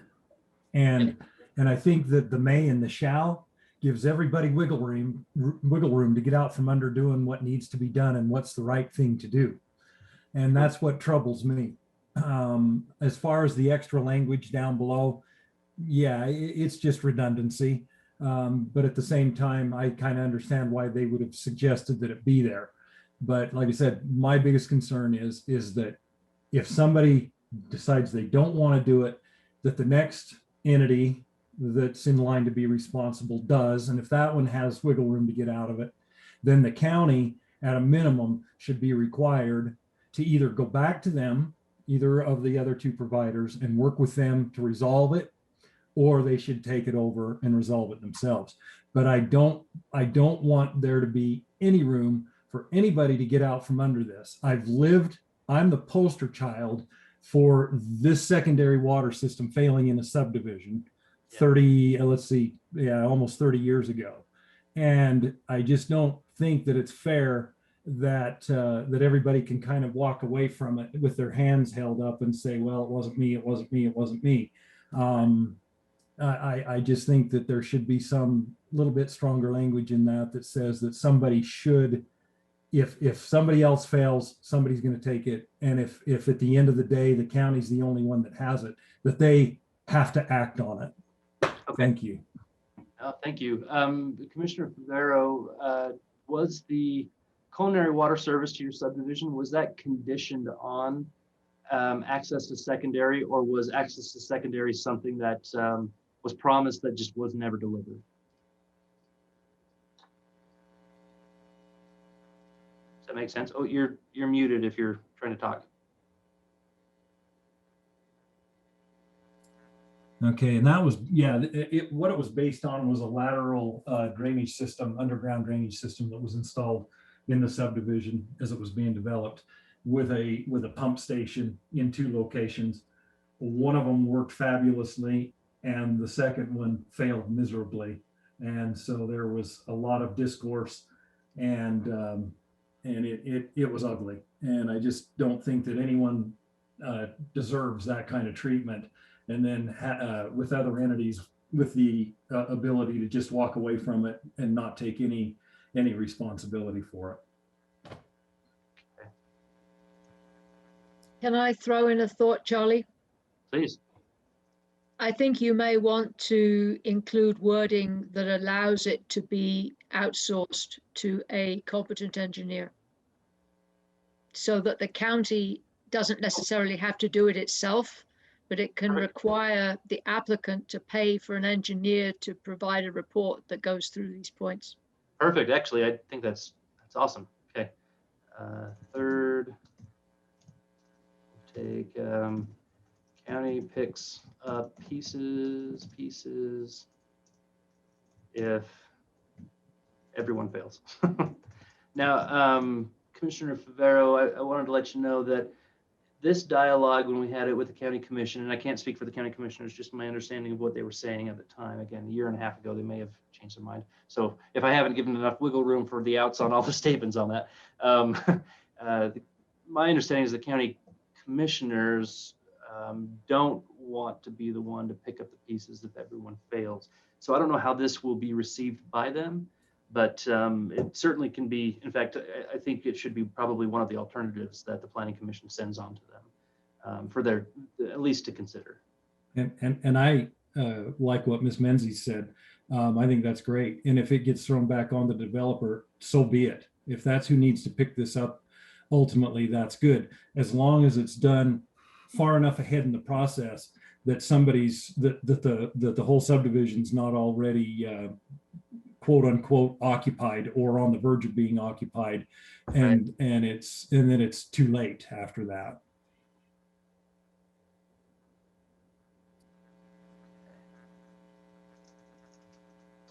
Charlie, can I say a few more things on this? Yeah, sorry, Mr. Chairman, is that okay? Yep. Sorry, Mr. Chairman, I always forget to ask for that. Ryan, if you can speak really loud because it's really quiet on your side. Okay, sorry about that. So is there any way to release escrow money in phases? Because like for instance, Andrew's secondary water system, it may work very good for the first year. By the time the escrow money was taken, the developer took it back, it may have failed 5 years later. Is there any way to set that up that way?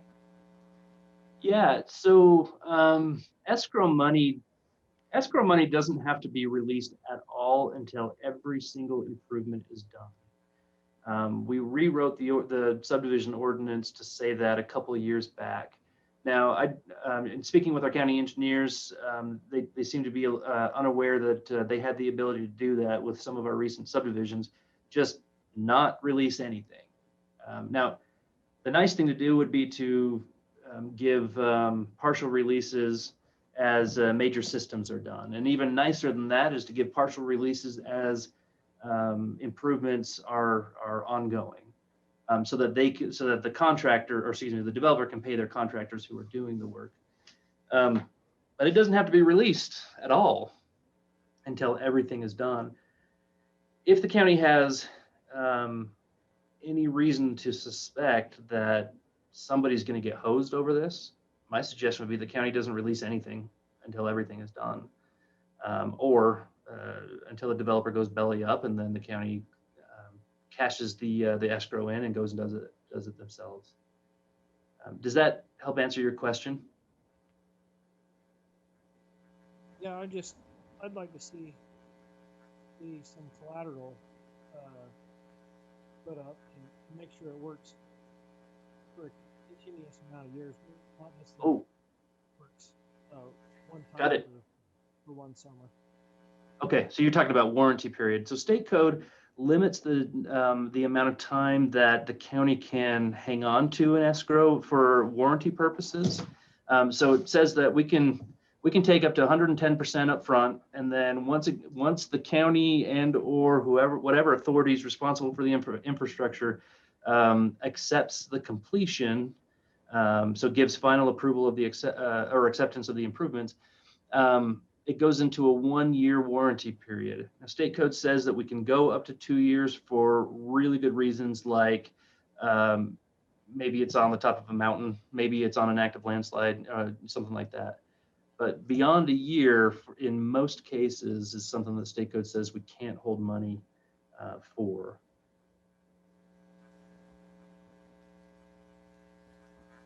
Okay, that makes sense. Okay. But maybe, I mean, as we think about that, maybe we could find other ways to help keep the developer on the hook. The other concern I have. This is Jed, can I get a word in here? Yeah, Commissioner McCormick. I think what Mr. Rogers is after is he's not looking for the immediate laying of the pipe or the functionability of the system. It's after the fact of 10 years have passed. And so what may have to be written in there is each subdivision is its own de minimis PRUD, where they're responsible for their own water and their own system on the secondary system. Yeah. And I couldn't hear Ryan very good, but I think that's what he was headed towards. What about insurance? That's something I haven't looked into.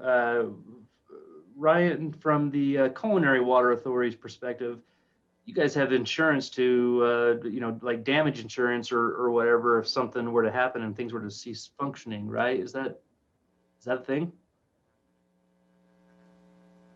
Yeah, maybe something we could look at when we meet on that. Okay.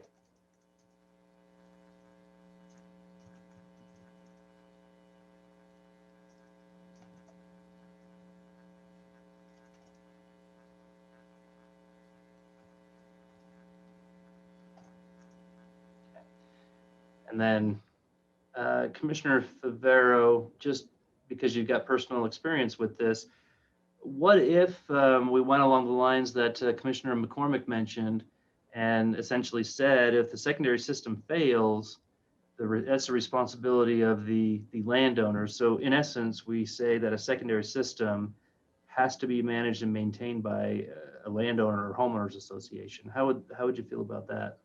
Well, that was the circumstance that I was in. It was an HOA, and it didn't work. I think that the having a duration where it proves out that it works over time, I think is probably the best thing there, no matter who owns it. And I think after a certain point in time, yes, then I would agree with that. If it proves that it works over, X amount of time, whatever the right number is there, then I'm in agreement with that. I think that's something that's really useful, but initially it's got to prove itself out. And if all the pre-testing and everything before the subdivision gets approval proves it out, that's fine, except for the fact that the real test is over several years. 5 years? Maybe 5. Yeah. I mean, we are throwing out arbitrary numbers, but draw a line in the sand and let's. Yeah, let's go with 5.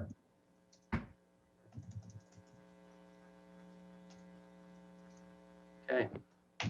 Sorry, I got a new keyboard, so my fingers are not adapted yet to the width of the spacing of the keys. Okay. Good. Man, good conversation. Recommend 5 years after final acceptance is when that warranty period goes.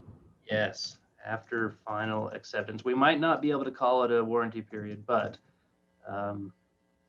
we will call it something so that we don't run afoul of state code. Okay, and it might just be insurance or surety or something for 5 years. And then after that, you know your responsibility. I want to make one point too. I still am in agreement that I don't think that the culinary water provider should be the police on this thing. So I didn't, as I was making my point about there being some bottom to this well, pun intended, that doesn't hold water.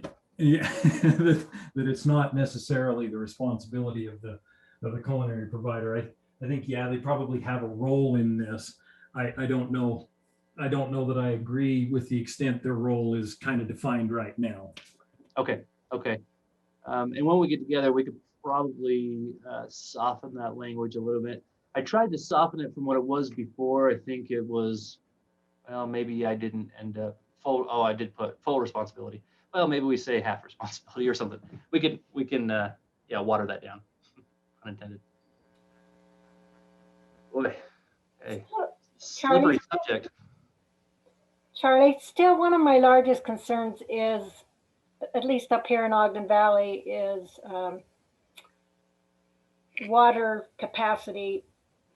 Just, I mean, even in the drought years, we've had a couple of years where, rationing has had to be implemented, serious rationing, and homes are still being built, so that the pressures on the water system is going to continue to grow.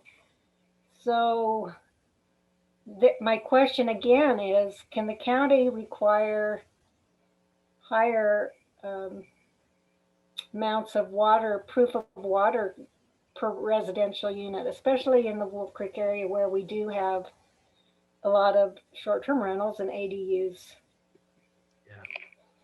The challenge there, can we require it? Possibly, but it's the difference between requiring a greater amount of paper water versus wet water, right?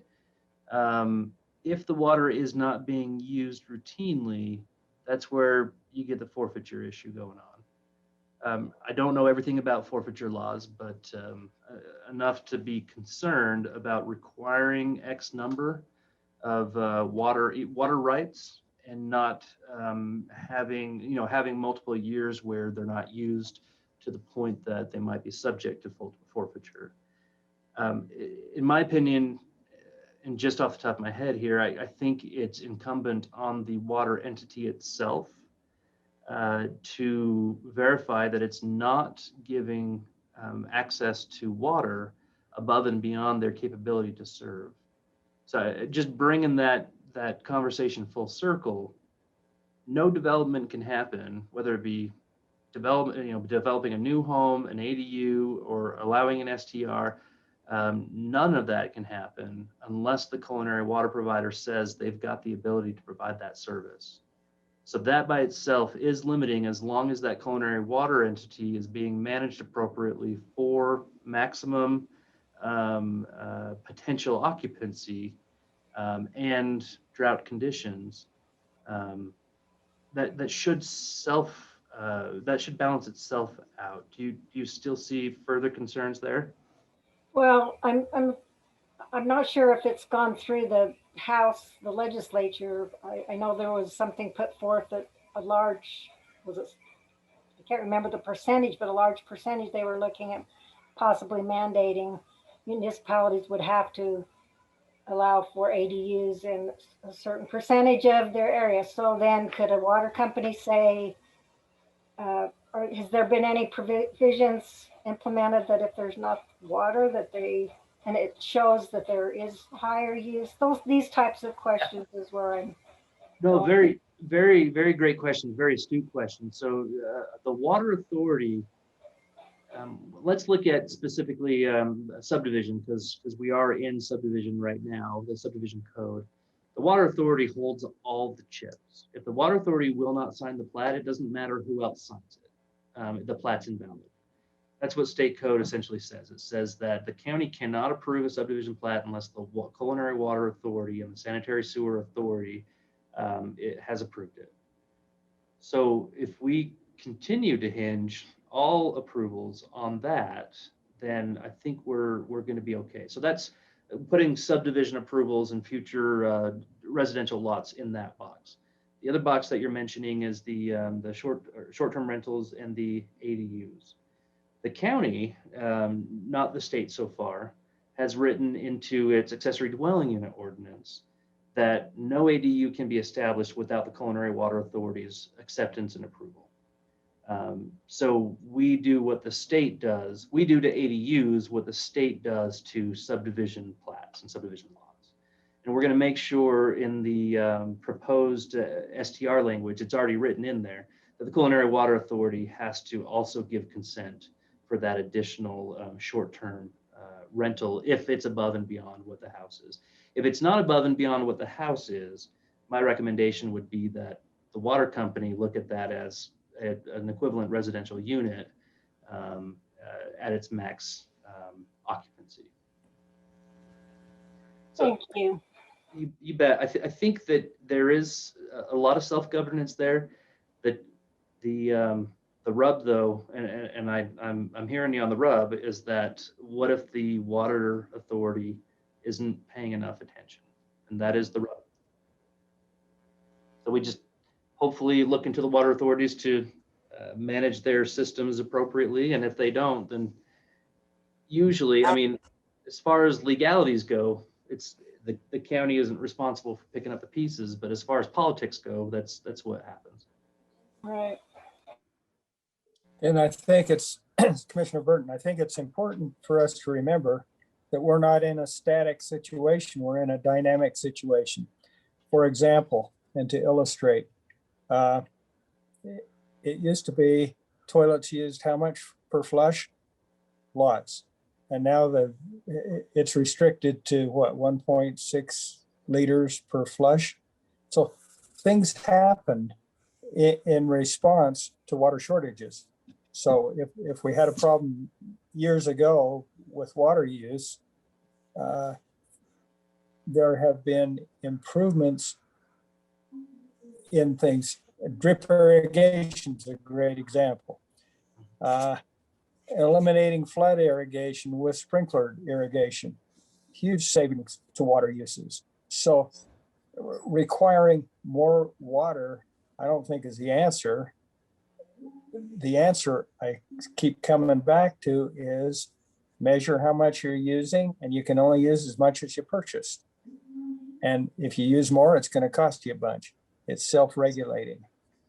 I don't know. It encourages more of these water saving engineering, whatever we call them, to come forth.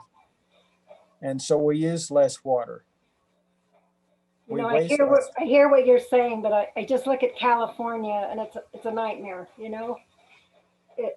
They've squeezed every drop of it. People, their quality of life has suffered dramatically because of water shortages and Well, and except because of you know, the watering restrictions and everything, and then you have the fires, and it's just, that's, you know, in theory that sounds really good, but well, and then we turn half the water down the river to protect the snail darters, and we can't grow crops with it. You know, there's all kinds of things play into this water thing, but I think the market develops some great answers. It makes us much more efficient. So we ought to be looking at what can we do to make things more efficient, not how do we require more, make things much more expensive and prohibit any further development. Good. Well, I think we all agree that this is really, really complicated. Hopefully, we're moving in a decent direction with this. We probably don't have an ace in the hole. We'll make some additional changes and come back at our next work session. The very last paragraph here basically says, if a water service provider exacts water rights or shares or whatever above and beyond what's reasonable and proportionate as governed by state law, it's not the county's fault. So if the water service provider essentially says, county, we're not going to approve this because they haven't turned over enough water rights for us to not just serve them, but everyone else in that area, and they sue, we just want to make sure it's clear that we're going to argue everything we can to get out from under that because we weren't the ones who required it. Just trying to stimulate everyone to be reasonable there. Okay, any other last minute ideas or thoughts, suggestions?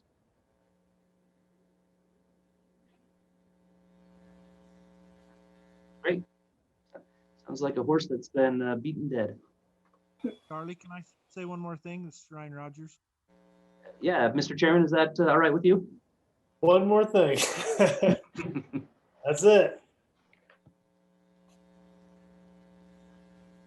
Divisions out in Western Weber County, we're at the point to where anything over a 2-lot subdivision, we are wanting to require a pressurized secondary water system.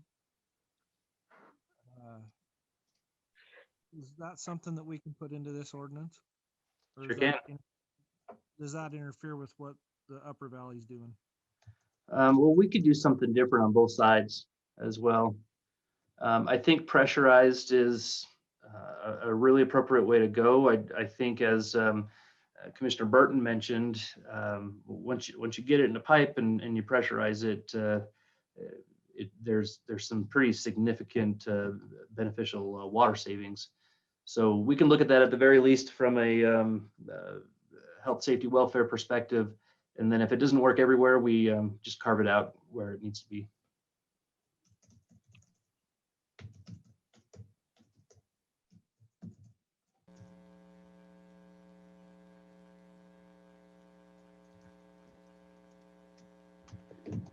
Honestly, I think that as the Culinary Water Authority, I think you've got full authority to say we're not giving water to any subdivision that doesn't have a pressurized system. I think you've got the ability to say that because basically, I mean, you'll have to adopt that in your rules and standards, but and make sure you verify with your obviously your attorney. That it all works that way, but I think if you don't have a sense of assurance from the water authority's perspective that you can serve the property because there isn't a secondary system in place, I certainly think you've got the ability to deny that under that respect. So, okay. Any other thoughts? Okay, let's move on.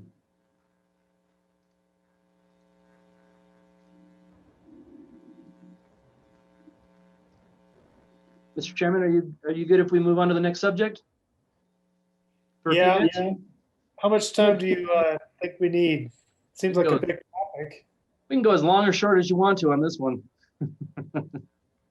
Well, I got about 15 minutes left in me before I collapse from lack All right. of. We'll make it 15 minutes. I'm gonna show you guys the setup that we're contemplating for the TDR program in the Ogden Valley. Walk you guys through it so that everybody's kind of playing from the same field.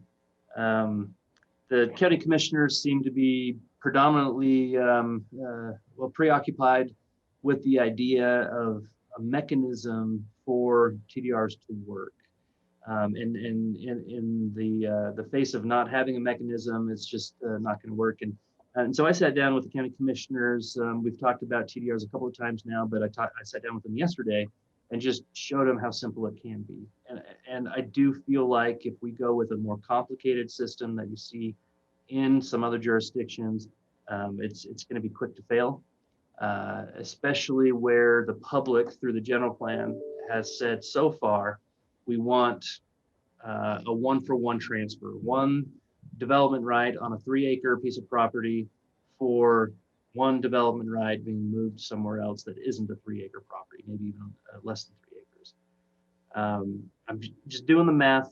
I'm not sure it works as a general rule of thumb across the board, but I do think that there are opportunities out there where there are existing landowners who never intended to develop, or at least not in their lifetime, to actually start making some trades in the meantime.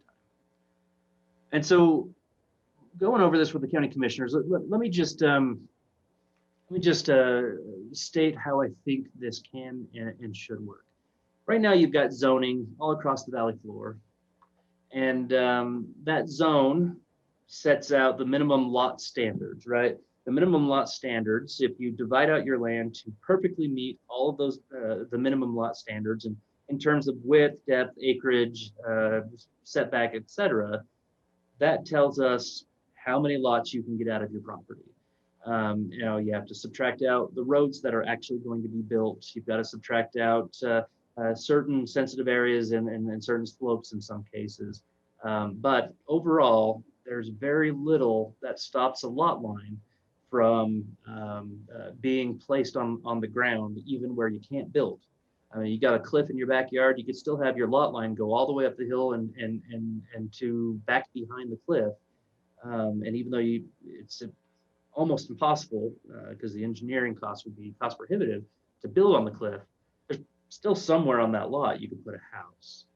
And so you can carve out a 3-acre lot with a lot of unbuildable features and still get your minimum lot size with a decent buildable area for a home to go on.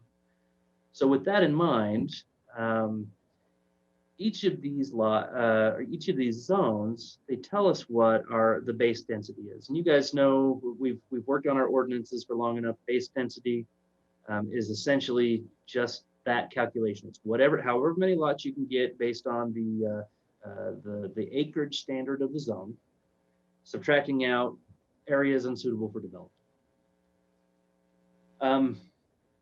That's your density based on the existing zone.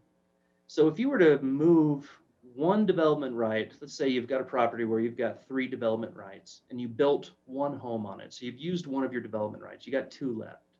If you were to move one development right off of that property, it's the same thing as downzoning your property, essentially. If you were to permanently retire that, sell it to someone else and never develop it again and say, now I only have 1 remaining development right on my property, it's the same as saying essentially the minimum lot size requirement for your property is larger. Instead of maybe 1 unit per 3 acres, maybe it's 1 unit per 6 or 1 unit per 9. So I just see this as a numbers game in zoning. One unit, so let's just make for easy numbers. If you allow one dwelling unit every 1 acre, you sell half your development rights. Well, now you're allowing 1 unit every 2 acres, or excuse me, 1 unit every 2 acres, excuse me. It's almost like just a different zone. So every single lot that does a development right transfer can be considered on its own merits as almost as a different zone. I don't want to make it that complicated. I don't want to make 1,000 different zones because we do 1,000 different transfers 1,000 different ways. But I want the idea of how a zoning regulation applies to a parcel to be the way that we deal with the TDRs. It's just different density allotment based on a deed covenant that runs with the land. So what you see in front of you is just a very drafty language of a deed covenant. This is not intended to be final. Our county attorney's office just put it together real quick so we can have this discussion, and so that we could have this discussion with the county commission yesterday, just to show you how this could work. Okay, so you would have your recitals. It would say, we hereby create a deed covenant on our property that says that we have sent a certain amount of units to parcel 1, 2, 3, 4, 5, 6, 7 on the other side of the valley. And then we covenant with Weber County that will restrict our future development rights by however number of units we've sent, okay? And they sign it, the county accepts it, it gets recorded, it's a done deal. Well, how do we keep track of that forever? The next document, and it'll just all be recorded together, this is all part of the covenant. The next document is the ledger that would run with the land, okay? So this particular property, let me just show you the property. This is, I believe, in the Ogden Valley. Forgive me if you know who they are, or if you are the person who owns the property online. It's just something we picked out of thin air. It's over by Eden Acre subdivision, and it's 9.43 acres of land, okay? So we see here, we're talking about that parcel number. It's 9.43 acres. It's in the AV3 zone. At AV3, 1 unit every 3 acres, we could see 9.43. They've got 3 development rights. Always round down. Even if it's 9.99, it's going to be rounded down to 3. Okay. Well, they built a house on it in 1985. I don't know if the real parcel has a house on it, but let's just say the owner builds the house in 1985. Well, they've used 1 development right of their 3. Okay, and then in 2021, after our TDR ordinance, ADU ordinance was adopted, they sold 2 of them, and they sold it to the parcel owner of 220450061. Sold 2. Okay, and this is the entry number that has the covenant related to that other parcel, showing that other parcel received 2. Okay, and then let's just say in early 2022, they realized, oh no, we sold too many units, or we sold it at a great deal. We got a great deal of money out of it, and now the market has changed, and now we can buy one. So we buy 1 unit from this parcel and record it as, I left that blank, but there should be an entry number here. Okay, that brings their developable number of units on the property back up to 1. Okay, so they had 3, they sold, they built 1, now they have 2, they sold 2, now they have 0, they bought 1, now they have 1, and here they decide to build an accessory dwelling unit in 2022 on the property. Well, they used 1 more for a total remaining amount on their property of 0. Okay, 2 used, the other sold. And then it would run with a legal description of the property and a map that shows where the property is, and essentially this polygon will be on record as having a covenant that runs with it. How that'll look over here on our mapping software, it'll be very similar to what you see with these zones. I want to give you an example, something that we've been working on just to give the public a little bit more information.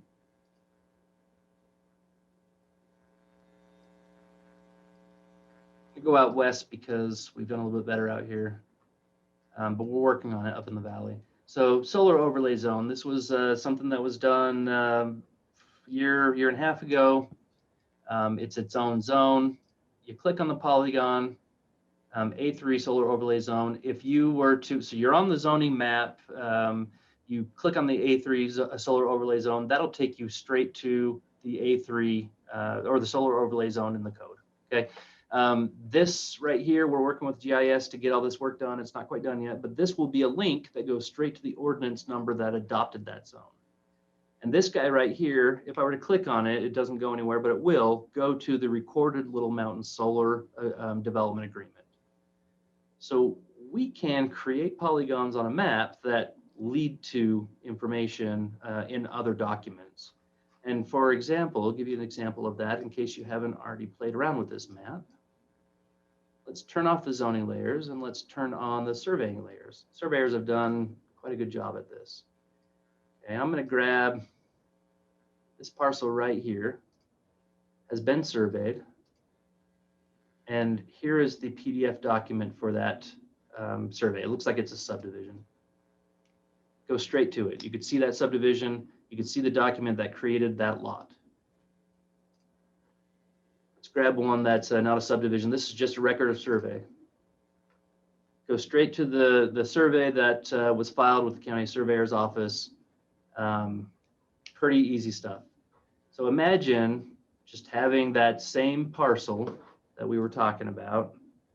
Where did that go? Here, you just click right on the parcel in that map, and this document comes up. So you could see exactly in the accounting ledger, you could see exactly what units are available on that property. So you go to buy that property, you see, well, they've developed 2, so they at least have 2 assigned to the property. If I tear both of the ADU down and the house down, I can build 2 of something. One is restricted to being an ADU. They could sell both of them and keep it as open space. They can sell one of them and just build the house back. There's a bunch of different ways that can happen. This is essentially, this creates the land bank. Your property can be a land bank. You buy it, you record it to your property, it's there until you use it or sell it. Okay. With the ADU ordinance and the TDR ordinance, or excuse me, and the STR ordinance, if this idea gets approved, anywhere in the valley will be a sending area for ADU TDR or ADU STR. Anywhere in the valley will be a receiving area. Now again, that's if the current STR ordinance as proposed or as written gets approved. I don't know what the county commission is going to do. I think they're set to hear that. We'll be talking to them again on STRs 2 weeks from yesterday in work session, and then I think a week or 2 after that they'll be ready to receive it at a public hearing. So if you're concerned about where that's going to be, make sure you follow that. But for the big, I call those the little TDR program. The STR and the ADU is a little TDR program. Pretty easy, just having units flying back and forth. Maybe you were able to buy the lot next door to you. You're in subdivision, you bought the lot next door to you because you like the view, and you knew that if you wanted to keep that view shed, you just needed to buy the property rights so that nobody built on it. Well, you've got an AD, or you've got a TDR there, and somebody comes to you because they want to build a mother-in-law in their backyard. They don't want to attach it to the home. They want it to be a standalone out in the barn or whatever. They buy your the TDR assigned to your lot that you're never going to develop, and they move it over to their property, just as easy as I showed you on that ledger. And then that gets recorded, or that gets drawn on the map. For the big TDR program, where we're looking for things to move back and forth that isn't necessarily an ADU or a short-term rental, we're going to need to identify sending areas and receiving areas. Now, right now, under our TDR ordinance, everywhere in the Upper Valley is a sending area, and the resorts are receiving areas. My suggestions will keep the resorts listed as receiving areas.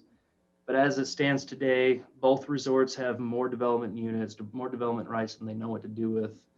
And so they're not going to be looking to transfer any more up there for some time. I suggest that we focus in on these village areas as the receiving areas. And maybe some receiving areas receive more than others. We'll need to, at some point, identify the maximum density potential inside of those village areas. But I would encourage you guys as the Planning Commission, when you're thinking about this, to try and allow as much as you possibly can stand inside of those village areas. The more you let in there, the higher the lower the cost of developing is, because developing more compact, you got far less roads and infrastructure to build.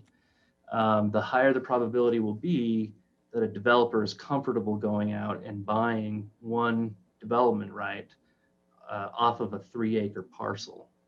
Okay. And then we need to identify where our sending areas are. So I'm going to show you, in your general plan, you've got this map here. And what this map does is it identifies lands, at least as of 2016, that are 10 acres or greater and haven't been developed. I say we start with these polygons as our basis for drawing the map. My suggestion is that wherever there's close proximity to an existing road, that be some type of ascending area. So I suggest 3 types of sending receiving areas. One is sending only, where you could either develop your rights where they are, or you can send them, but you can't receive. That there be a receiving only, where you could develop your rights where they are, and you can receive, but you can't send from that area. You could send within these, you can send within a receiving area, send and receive, and you can send and receive within a sending area, but you can't cross the paths unless it's going towards from sending to receiving area. And then you have everywhere else that's on the valley floor and maybe up the benches just a little bit. That can be sending or receiving at somebody's leisure. My suggestion is that we follow the guidance of the general plan that says, if you are going to do sending and receiving everywhere else, that you do it by virtue of a cluster subdivision, where everything gets pushed up towards existing infrastructure and the rest of the property is preserved as open space. That way, if you are developing inside of an area that is already open a little bit and you're bringing more development into that area, that you're still providing some open space intermixed between that development. Now, in the proposal, and I don't have language for you, I'm just kind of talking it through with you and going to ask for your ideas. In the proposal, I suggest that the sending receiving area that's on the valley floor, we still have a density cap on that. Maybe we go back to our 1-acre roots, nothing smaller than 1 acre in those areas. Allowing someone with 3 acres to maybe bring 2 more homes over to their property through transfers from a sending area or from another sending receiving area, and still have generally pastoral lifestyle with 1-acre properties, and hopefully incentivizing a lot of transfers to our village areas. So I've got a map over here. I've kind of started outlining where those green areas are, just making them brighter green. I'm going to have the map be a little more professionally done when we're done with it, but I just kind of wanted to show you, generally speaking, the frame of reference that I'm starting with here. One more, I guess there's a 4th area, and the 4th area is neither sending nor receiving, and that would be kind of the hinterland area. If it's 1 unit per every 40 acres or 1 unit per every 10 acres, you get what you get, but you're not going to be included in the sending receiving program. And the purpose behind all of that would be to essentially incentivize moving things around to the areas that we're more comfortable with, providing a greater sense of predictability in future development, but also ensuring that landowners not just can still develop their land in these green areas here, but have an alternative option to develop and still keep the land open. I think what we'll ultimately work on with you guys is coming up with 3 alternatives, just from the light-handed to the heavy-handed in progression, that we can then send up to the county commission for review. Any thoughts, comments, concerns about that approach? Charlie, I would Yeah. hope that you would also, there again, look at the water areas, aquifer, where the sensitive, or they have shallow aquifers, or other areas that are already threatened for Yes. water quality, and maybe a sensitive lands overlay, which would include those areas that we should avoid high density in. Absolutely, yeah. Sensitive land was definitely on the list of things, and I'm going to put aquifer, those shallow aquifers that they identified in the UGS report. I'll put that on there too.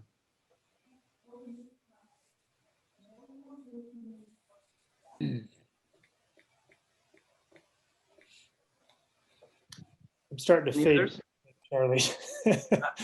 I'm done. That's all I have to say. So if you guys are good, we can end. Just one comment, Charlie. Please. Commissioner Burton. When this TDR idea was first proposed in a meeting, I was there. This is years and years ago. The proposal was anybody can send, anybody can receive. The market will figure out what's best for the valley. But now it's morphed into not free market at all. It's this is a system that will perpetuate current zoning forever, which whatever the needs change in the future, we're stuck with current zoning forever that can't be changed, I think is what you're proposing. And the other thing, we're kicking the market out of this. And in my mind, that dooms it to failure. So I appreciate. there you I go. appreciate More that control, perspective. more hassle, but Yeah. So more in likely to reading, fail. I appreciate that. Yeah, and so I'd love to take credit for it, but in reading through the general plan, I think we're trying to stick with the intent of what was written and adopted at that time. If we've got, if I'm reading it wrong, or if we've got the ability to be flexible outside of that so that the market can be more responsive, by all means, let's work on that. Well, it's my understanding that general plans are intended to change every 5 or so years. That's true. They're not a forever kind of a thing. Absolutely. So if the premise here is we've got to stick with a general plan and current zoning density forever, then we got to disconnect. Yeah, and not at all. If there's merit and reason to get into the general plan and make some updates there, then by all means, let's have that conversation as well. Okay, well, thank you, Charlie. That was a very good brief overview on STRs, or TDRs. Yeah. Okay, anything else for us tonight? Not for me. Okay. All right. Anything from the planning director's left, right? Rick's not here any longer? Yeah, he had to leave at 6:30, I believe. Okay. Anything from legal? Nope, I don't have anything tonight. Thank you. Okay. Anything additional from commissioners? Okay. Well, I want to thank Western Weber for participating and Ogden Valley for participating, and thank you all for your long and hard work. That's a lot of work, but I think a lot got done tonight. So, and great job, Charlie and staff. You guys are doing great as usual. Appreciate Fantastic. it. A pleasure to work with you guys. All right, everybody have a great night. Thank you. Appreciate all your hard work. Bye-bye. Bye. Bye.